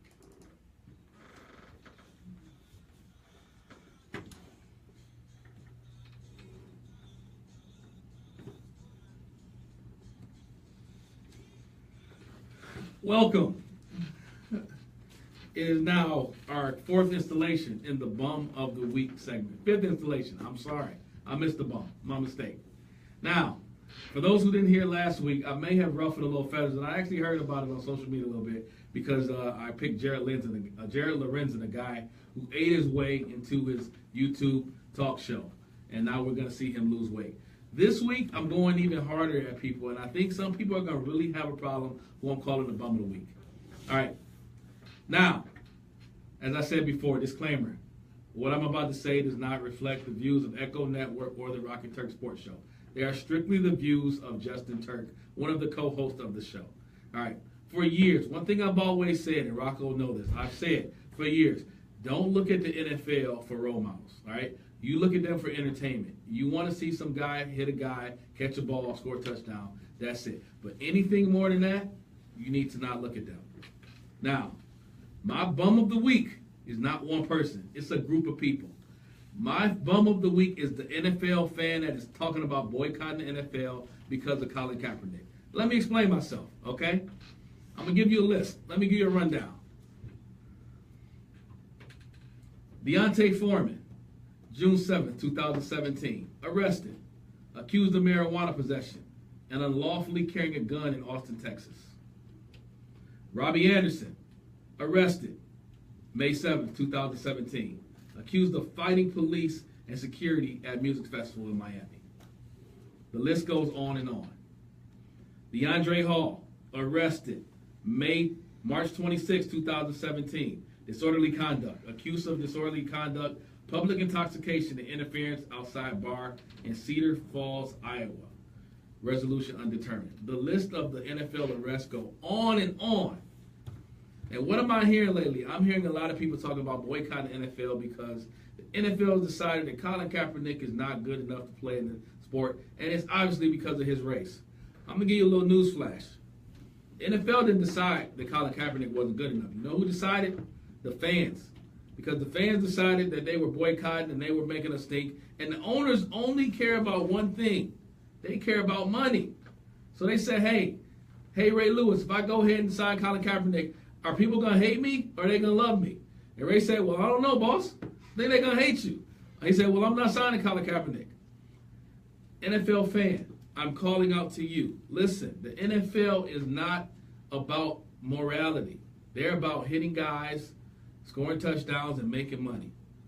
If you look at the NFL arrest log, those guys are only in the NFL because we allow them to play and we don't make a stink about it. But we make a stink about Colin Kaepernick because somehow we think that the owners really care morally about whether Colin Kaepernick plays or not. You know what they care about? They care about what these fans are going to do about getting in these seats. And if there's a guy in this league that the fans decide is not worthy of playing, they're not going to play him. And guess what?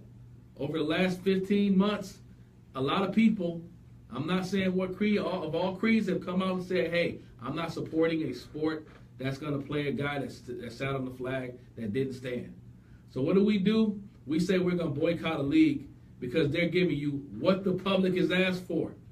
So if you want to boycott anybody, Boycott your next door neighbor because he's probably the one that's really pissed about Colin Kaepernick. Boycott your coworker because he's the one that's probably on social media blasting Colin Kaepernick's camp. Boycott the guy that you ride to work with because he's the one that's probably not happy about the fro that Colin Kaepernick wears. But don't boycott the NFL because it's not about morality. It's about hitting guys in the face. It's about scoring touchdowns. And it's about money. So if the neighbor, if the co-worker decide that, hey, Colin's cool with me, guess what? The NFL will let him play. But until then, they won't because there's enough people that have a problem with it to where they're not going to make a move. So you that's talking about boycotting the NFL, sit down. Shut up. Because you didn't boycott when Adrian Peterson was beating his kid and he came back. You didn't boycott when Deontay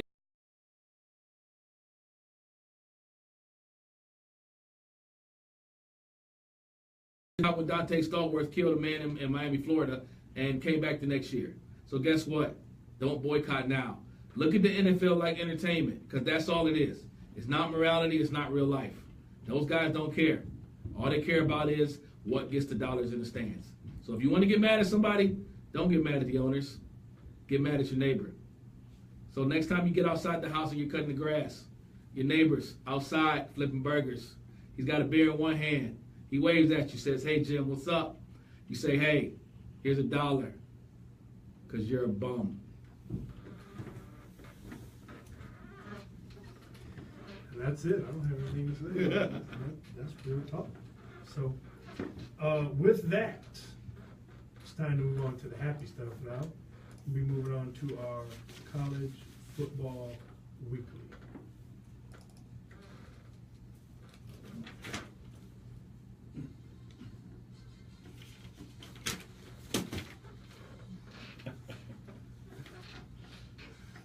Notes.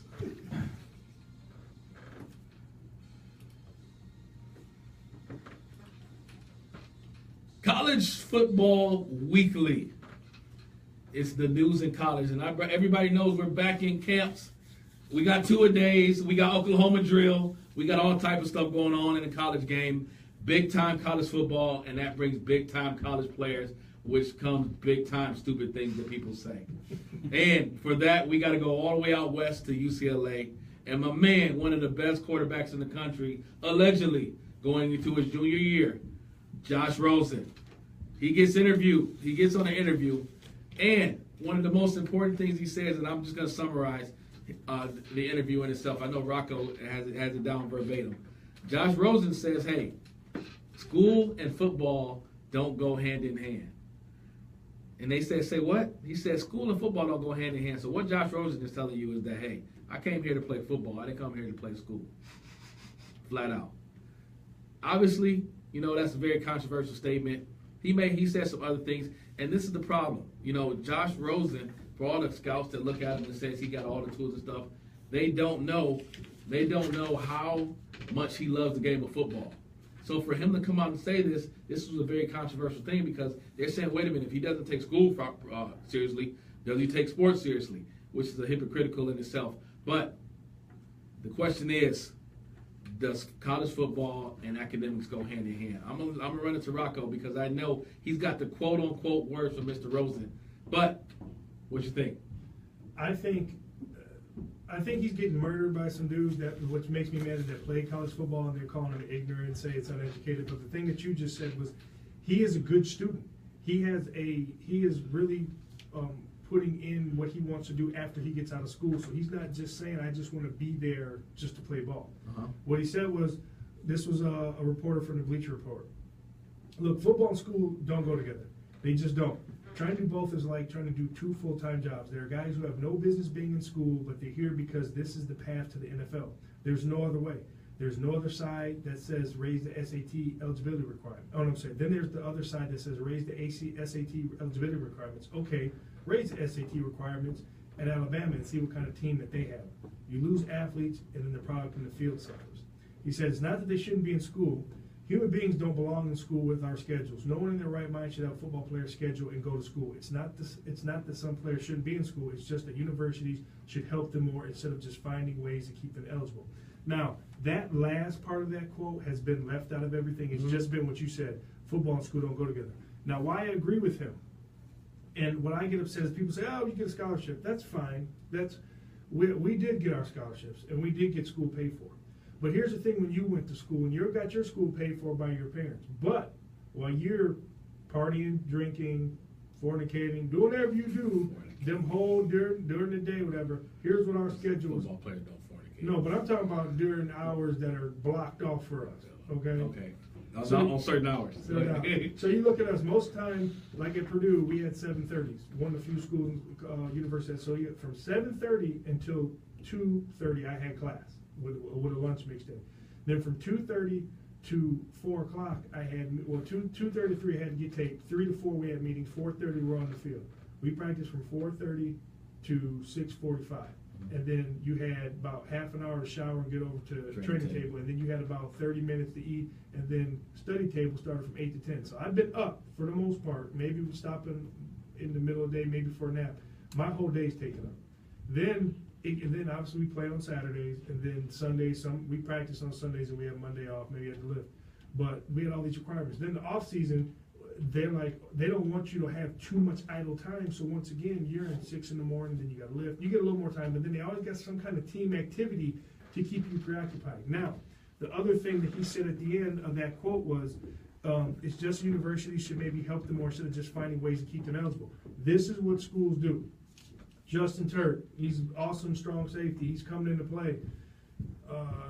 This is just this and that about Turk. It's just he's not the brightest fellow. Let's get him in a class. Let's make him a Black History major, or let's make him a art major. Or most of these, if you go look at major college football, most of these guys do not have majors that are going to help them after school.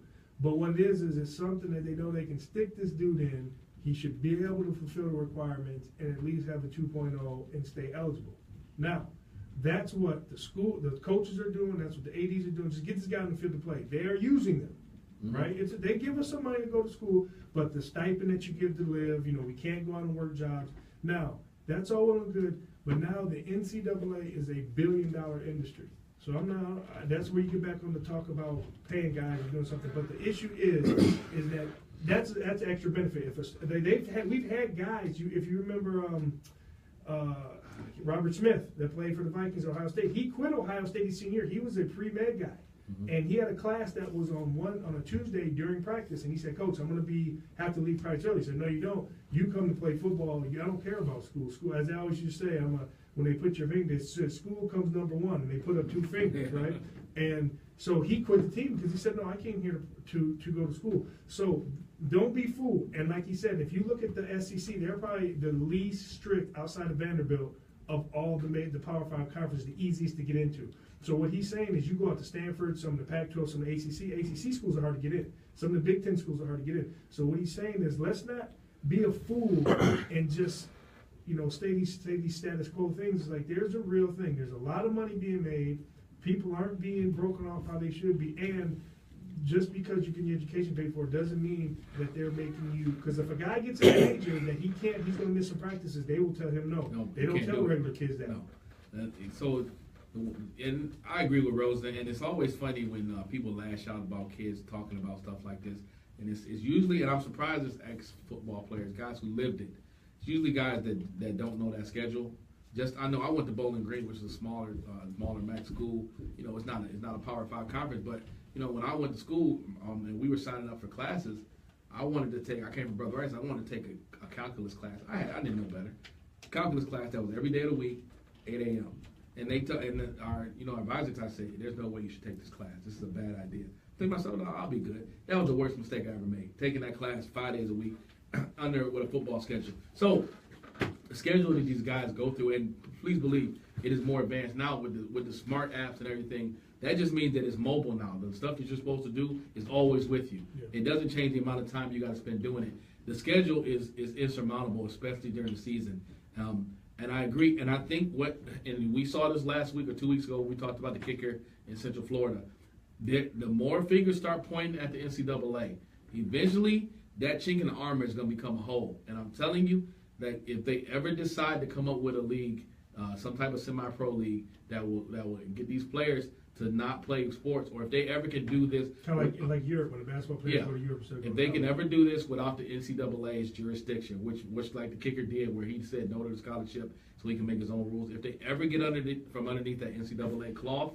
Here's the thing, though, people don't understand, and the NCAA does not have really any jurisdiction. They are not really associated. So here's the thing: a lot of the Power 5 conferences, because they're so irritated, they said we're going to get up and leave and just start our own stuff. There's nothing stopping. There's no binding agreement, no contract. It's kind of like a partnership where it's a handshake deal. So the thing is like you said, when people keep pointing fingers.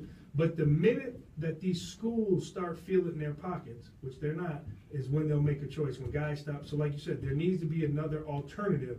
And when that alternative happens, until then, everybody's making money. Everybody's telling. Well, this is what I said. This is what I said in the Bum of the Week topic. People, and a lot of times we make this stuff about more than what it is. It's always about money when you're talking about billions of dollars. The college game, and for universities, without football, a lot of these universities wouldn't even be able to keep the lights on. Absolutely. Because a lot of them lose money in other aspects of their school running. But schools make a lot of big time programs make money. I mean, there are some that overspend a couple of years, but in the long run, most of these major programs make money for their school. And what happens is, if these programs ever come to a point where they had to pay out money or they're going to lose some of that money, they don't want that type of situation, and that's what they're worried about when these kids start making more demands about, hold on, you want me to do this, and this. This isn't, the scholarship just isn't enough to cover it. This time is not enough. And I've always said this, as hard as we have it in football, I have no clue how the guys that go on the road during the week do it. I don't know how they do it. I don't know how you go to class at all, and you got a road game. You're in Michigan. And you got when I was on the road for a football game, if we left Friday, I didn't do no home. Oh Friday, no, Saturday, and I definitely do nothing. I didn't do any work that whole weekend. If we had a game, like we travel a couple states away, or we go to Florida or something like that on a plane, I didn't do anything. So I can imagine these guys having to travel, hours on a Tuesday. It's crazy. So. It's a lot of truth to what Rosen said. They're blasting him. The kid had a lot of intelligent things to say. He didn't just come out here and go like my man out of Ohio State a couple years ago. We ain't come here to play school. We ain't come here to play school, say some dumb stuff. He actually had an educated, intelligent reasoning behind what he was saying, and he's a guy with credibility because he's got the grades. So it's not like it's a guy that's flunking out of school. He's saying in the long run, hey, we need to look at this and talk about supporting these dudes instead of just keeping them eligible, because keeping them eligible only works if you go to the pros. If you don't go to the pros, it's a complete failure of a system for them. But like I said, and I'm not comparing it to Kaepernick thing, but when someone raises awareness and brings a point, they crush the first person that does it. Mm-hmm. Because, like you said, this is a guy who's got money, his family's got money, he's very intelligent, and he's thought this out, and they're trying to say he's not smart, not intelligent, this is stupid, that they're trying to crush him, because once you start getting other smart guys, there's a lot of smart guys play football that start bringing that up, I think it's going to be an issue. So, here's a quick question. Back in the ACC, when they're having their media days, Jimbo Fisher emphatically was saying ACC is the best conference in football, and some people agree. What are your thoughts on that? Because I do not. What do you say? Oh man, you ruined it. You ruined it. Okay, this is my thing, and I'm just going to leave it at this. I don't even need to talk much about the ACC.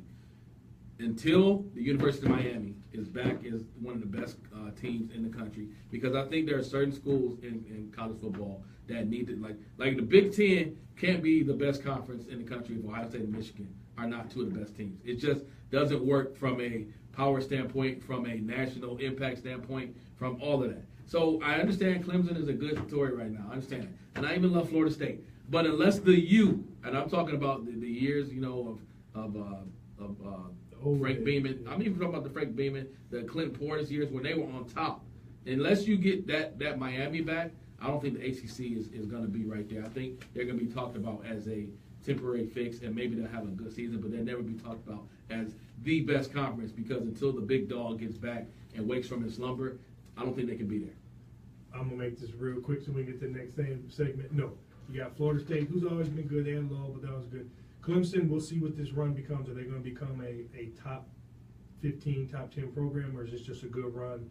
And Louisville, they just got a Superman at quarterback right now. I don't know if they can sustain it once he leaves. So I say no, because you really, and even I don't even count Louisville as that good. So you got two teams in a 14-team conference. No, they are not. It's still between. I think right now it's the Big Ten and the Pac-12 right now with the SEC, depending on how they do bunched in there. So that is it. Well, this coming up is a new topic that we'll be bringing up from time to time. This is all Mr. Turk. This is something that we've talked about, and he's been dying to get this on the air for these past 16 weeks, and now the time has arrived for Madden Mayhem 17. Yeah. Wait, it's muted. I wasn't sure. Oh, sorry. I got to. Welcome to Madden Mayhem 17. What better month is one of the reasons that August is one of the greatest months of the year. It's not just because college football kicks off. It's not just because all the guys in the NFL are going to start playing the preseason games. It's because of the Madden holiday. And for those who don't know about Madden holiday, that's the day you take off work the day after Madden releases at midnight. And for us avid Madden players, it's a real deal. It's a real deal. So we have to put it in at work, in a timely fashion, respectable.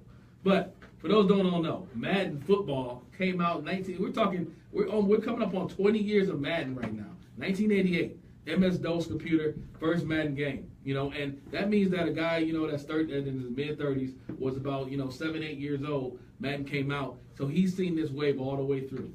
And now we get to Madden 18, and every year we see Madden is getting bigger and better. And I think one thing that we've seen with just the sport in general, with the social media, with the awareness, the professional players are buying into it. They're talking about their ratings. Oh, man, you rated me too low. You rated me too high. It really matters to them, so guess what? It starts to really matter to us. Madden is releasing this month. Rocco, I know Rocco's over there with the sour face, like, I can't believe this grown man is over here talking about Madden. But yes, Madden is a real deal for a lot of guys.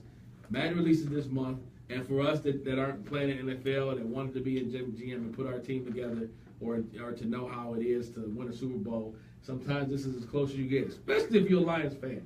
Because you see Matt Stafford raise that trophy, this may be the only time you see it, going down Ford Field, out into the streets, celebrating.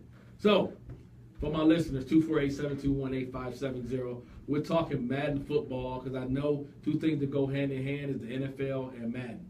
It's been like that for a while. What I say about that is, hey, at what age are you too old to stop playing, if it really exists? And number two, are you a guy out there that's really looking forward to taking off work to play that first day of Madden? Or are you getting even too old for that? Rocco. What was the first question? I said, what is the age that's too old to stop playing Madden? Never too old. Okay. So I play video games. I play video. My dad, maybe 10 years ago, he was playing video games. Was he? In his 50s. So, and yeah, no problem. What was the second question? I said, are you too old to take off work? Yeah, you can't. A few things I take off work for: NCAA tournament, Super Bowl, maybe the next day because it's going to be wild that night. Maybe national championship or the playoffs, depending on when it falls. But for a video game, bro. But hold on. So why can't you can take it off an NCAA tournament? Why can't you take it off a Madden release? What's the difference? Well, entertainment. Because I think we're going into it, not getting up to go buy a game and then play the game, wait up at midnight to go get it and then play the game all day. Granted, at least I had the social interaction and I really enjoy watching the game, even though I like playing video games, but something makes me feel, I dare say, loserish about going, or maybe fanboyish. I'll tell you what, I've been in line at some of those midnight releases. I am not the oldest person there. Now, if you talk about college, we skipping class, absolutely. We skipped class and had tournaments. Going to class today, no, bro, we're about to get this all day, $20 in tournament. But grown, now missing work, no, I can't. I don't know if I can do that. I'm telling you that the Madden power is going so big right now that it is going to be something that I wouldn't be surprised that in the next several years, Madden holiday is a real deal. I mean that wholeheartedly, that Madden has come to a point where there are so many professional athletes that are intertwined with the game and where it matters to them. Not that they just play it, but they want to know what their ratings are. They want to know why their rating dipped. Now think about it. The way Madden has changed because of the internet and social media, and Twitter and That's what I was Facebook. going to say. Madden actually adjusts your team rating and your individual rating based on how you're playing during the season. So in a season, a guy who came out of nowhere can get better and become a player with a new name, not only in real life, but on Madden. Or he can get worse from a guy who was supposed to be really good and turn out to be a flop. Madden will adjust his live rating during the season.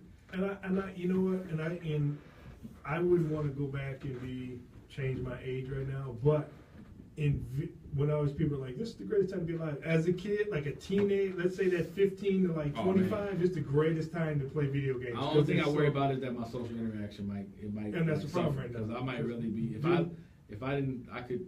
Dudes can't talk to girls right now. I mean, when we was in college, the Madden didn't look like it did now, but I like some of my old teammates and stuff. When I see them, we still clown like, man. When PS2 came out, that was kind of you. Like, I'm that saying, was good. Yeah, it did. But this is real. Yeah, so real. But no, but that now you see me like, hey man, remember when I popped you in that, man? Like it ain't nothing changed. I'll pop you. Think about like what we was playing on the game that looked good, but now you look at this game. You walk by the game and you look real quick. You might think like usually the Seahawks is on. Yeah. Oh no, that's a video game. Like okay, my bad. But that's it's like that in college. It's a serious thing right now. But I'll tell you one thing, can they bring back when you knock a dude's helmet off and then the ambulance come out before? You know what's funny though, and I was gonna bring this up before we close out. And this is how you know the NFL is real, right? Last year, the Madden had concussions on it. The NFL made them get rid of concussions because of what's going on with head injuries in the NFL. They made them take concussions off of the game. If you Google it, the reason they got rid of the ambulance is because they said it showed too much violence in the sport, bringing that stretcher out there. Really? When they got there. So the NFL sees that how impressionable Madden is and starts taking things out of it that may make look bad upon them on the sport because that game is licensed with them. We all know about the licensing with college. That's how serious it is. So for my Madden players out there, I know this is the first time we're talking about the Madden Mayhem. Please believe we're going to talk about it up to release. We got 2 more weeks before that full release, and we'll have a nice little review of the game in here. We may even put it up on the screen, have a game or so. But it's real life, and don't be surprised if Madden come in on a Wednesday night. You might not see me on the show the next day. Well, before we get to the last segment, I want to tell you one thing. And so when Turk brought this up, that he has this league that these guys are. These are all grown. Moet, man. Moet. Okay. Moet 17, Madden over everything. The coaches and us have a group text last year at the time.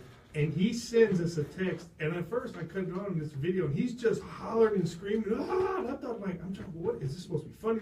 And then when the third time I watched it, it was like some goal line play on Madden, and it looks like it was a computer glitch or he got cheated or something. Yeah, man, the quarterback was supposed to sneak, man, through the A gap, and the center didn't block. How you don't block the guy over you in the sneak? No, he went back to 15 years old. You thought somebody was poking him with a hot poker from the end. So I got some stories, and I'm sure other people have some stories as we continue going over this. I'm going to tell you this, though. Real talk. I lost my playoff game yesterday. It was about 10:30 at night. I lost by 3. 3 in the morning? No, I lost by 3 points, 17 to 14 in the playoffs. For like the next 2 hours, I sat in my bed and looked at the ceiling. Man, you got no offense, bro. Let's go.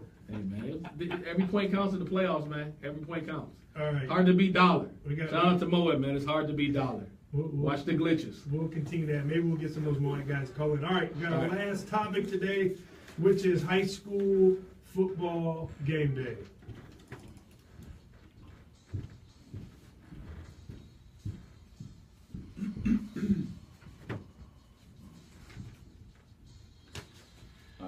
All right, well, I'm going to kick this off. I know Turk is knee-deep in camp, and this is something that we both like. We both Oklahoma drills, suicides.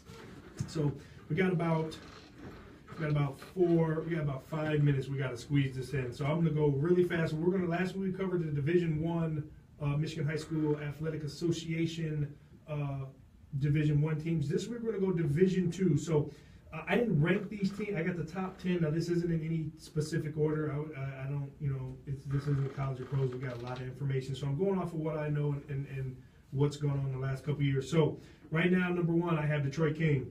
They are 2-time defending state champs. They have some talent there coming back, and they'll probably, again, come out of the PSL. And once you get into playoffs, anything can happen. Number 2, we got De La Salle. Had a rough year last year with their new coach from Dakota, but he got his finally think he got his staff together and the system he wants to run. So they got a pretty good athlete at quarterbacks, and they always have some good running backs and always a great defense. So I look at them as making a run and getting back into the playoffs. 3, a team that I coached against last year and was probably one of the best games as a staff that we coached against, and we were victorious. But Warren Cousineau, very good team, very good coaching staff, very good offense that puts up a lot of points, and they're perennial playoff contender. So we'll see that.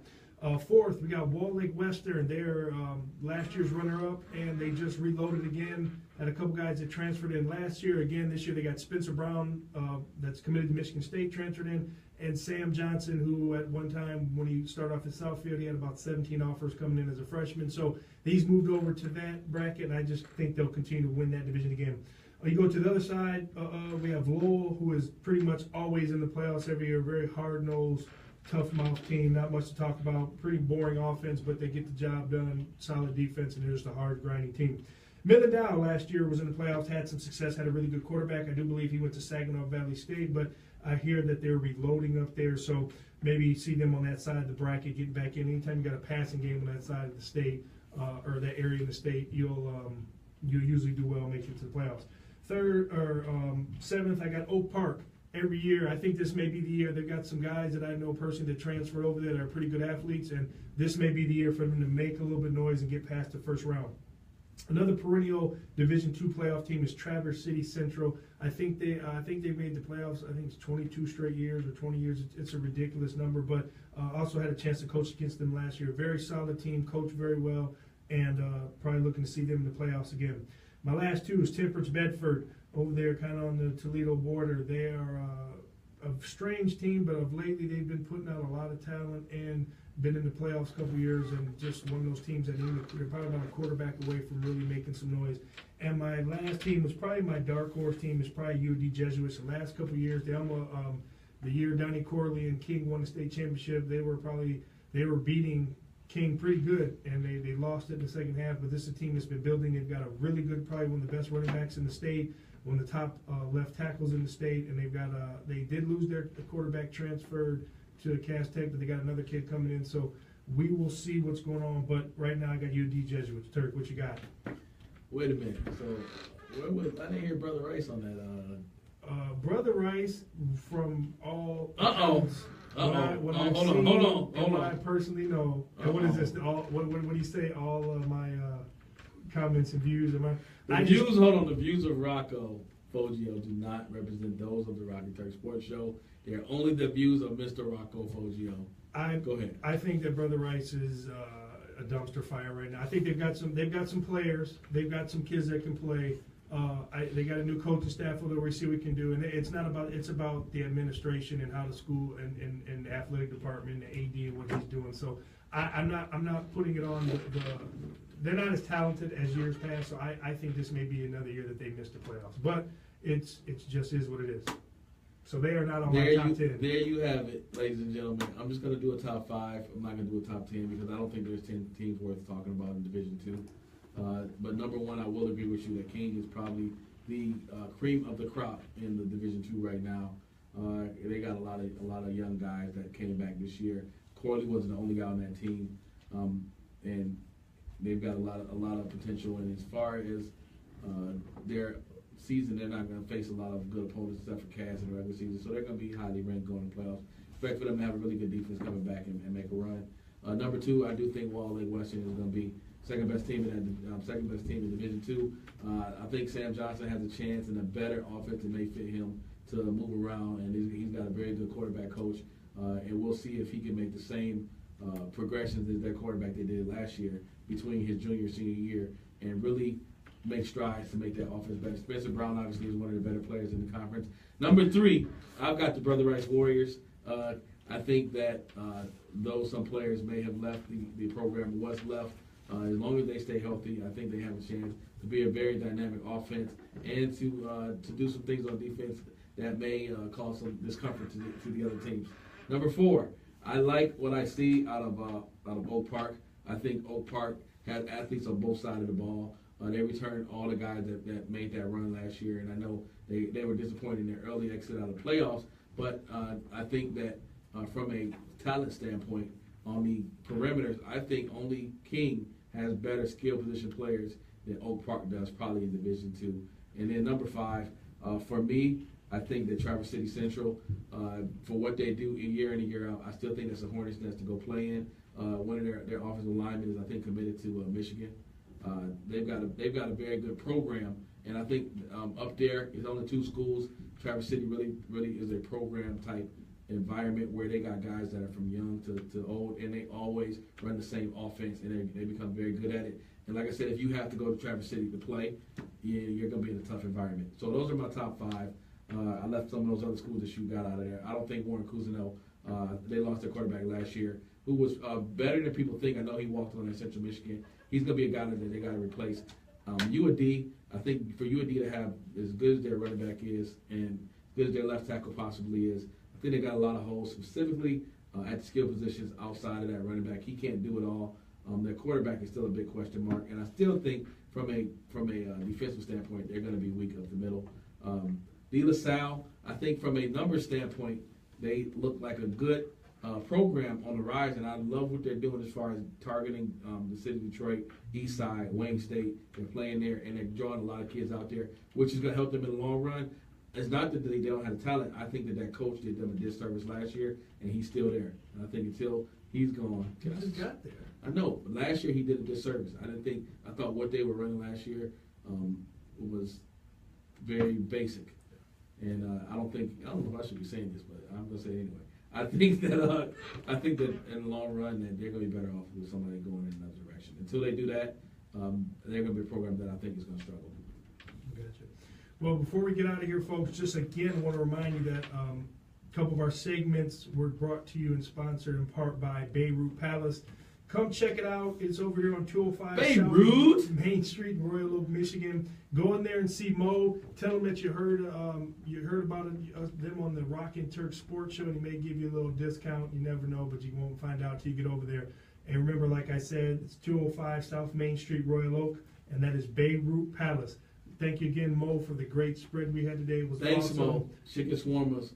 I didn't get the hummus because our Mr. J over here smacked my hand when I went over there for it. So I'm going to leave that hummus alone. Mo, I'll come get some hummus from you, man. I'll be over there. I needed the discount because I heard about it on the Rock and Turk Sports Show. So I'll be over there in a minute. And also just want to thank the Blaze Contracting, who the rest of our show is sponsored and brought to you by.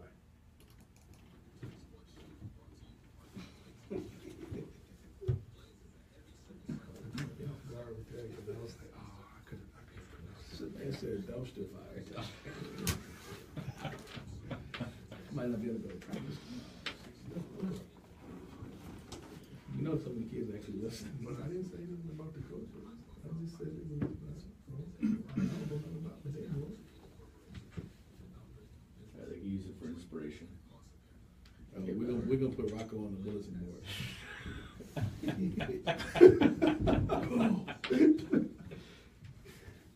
You got any more water? Yeah. Want to get your bottle? I'll wait for that for sure. Huh? I'll wait for that. Okay. We got 40 seconds. Don't fall. I put the. Not AC. I'm gonna be here.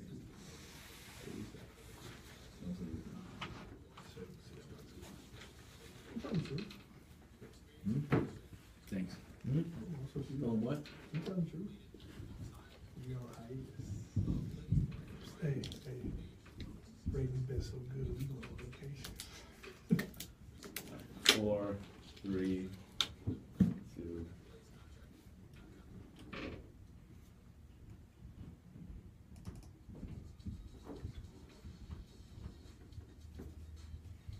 Well, that concludes another episode of Rock and Turk Sports Show. Show number 17, man. We are really rolling along. Loved you guys tuning in this week. If you didn't get a chance to drop in and give us a call, make sure you hit us up on Twitter at the Rock and Turk Sports Show, or you call us on or you hit us on Gmail at the Rock and Turk Sports Show at rockandturksports@gmail.com, or you try our Facebook page, the Rock and Turk Sports Show. Now, disclaimer, next week we are on vacation, so we're taking a hiatus from the show. We'll be back in 2 weeks, jam-packed for our 2-hour show. But we will have one of our past episodes in rerun next week. So if you call in, you might not get an answer, but you can still tweet us, hit us up on Facebook, or you can send us a message on Gmail. We'll be back in 2 weeks because we got a lot to talk about still with the NFL. We've got the AFC and NFC West coming up, and obviously we got to talk college football because that'll be kickoff night in college. And we'll still be talking about 2 weeks left in the NFL preseason. Any surprises? Will Cap still be a free agent? What's going on? Is any big injuries? What's going on here locally? A lot to do in the next 2 weeks, so please tune in. Rocco, what you got? Man, another great show. Had fun. Excited about football starting to get closer to kickoff and talk about some real stuff. So hope everybody's enjoying the show. Thank you for listening. The numbers are really good. Just continue to tell your friends. Please go to Facebook, Twitter, so all the social medias, Instagram, like us, and then also please go to our YouTube page and subscribe. And you can check out, if you missed it this week, and go check it out, our show on YouTube. So thank you very much for listening. I'm out of here. Cheer! Is that the wrong song, Rocco? Yeah, wrong song. Is it? Yeah. Oh, we changed it. Oh, I gotta delete the old shit then. So we're not gonna use any of the old stuff? I mean, we'll keep it open. The Right. open's fine.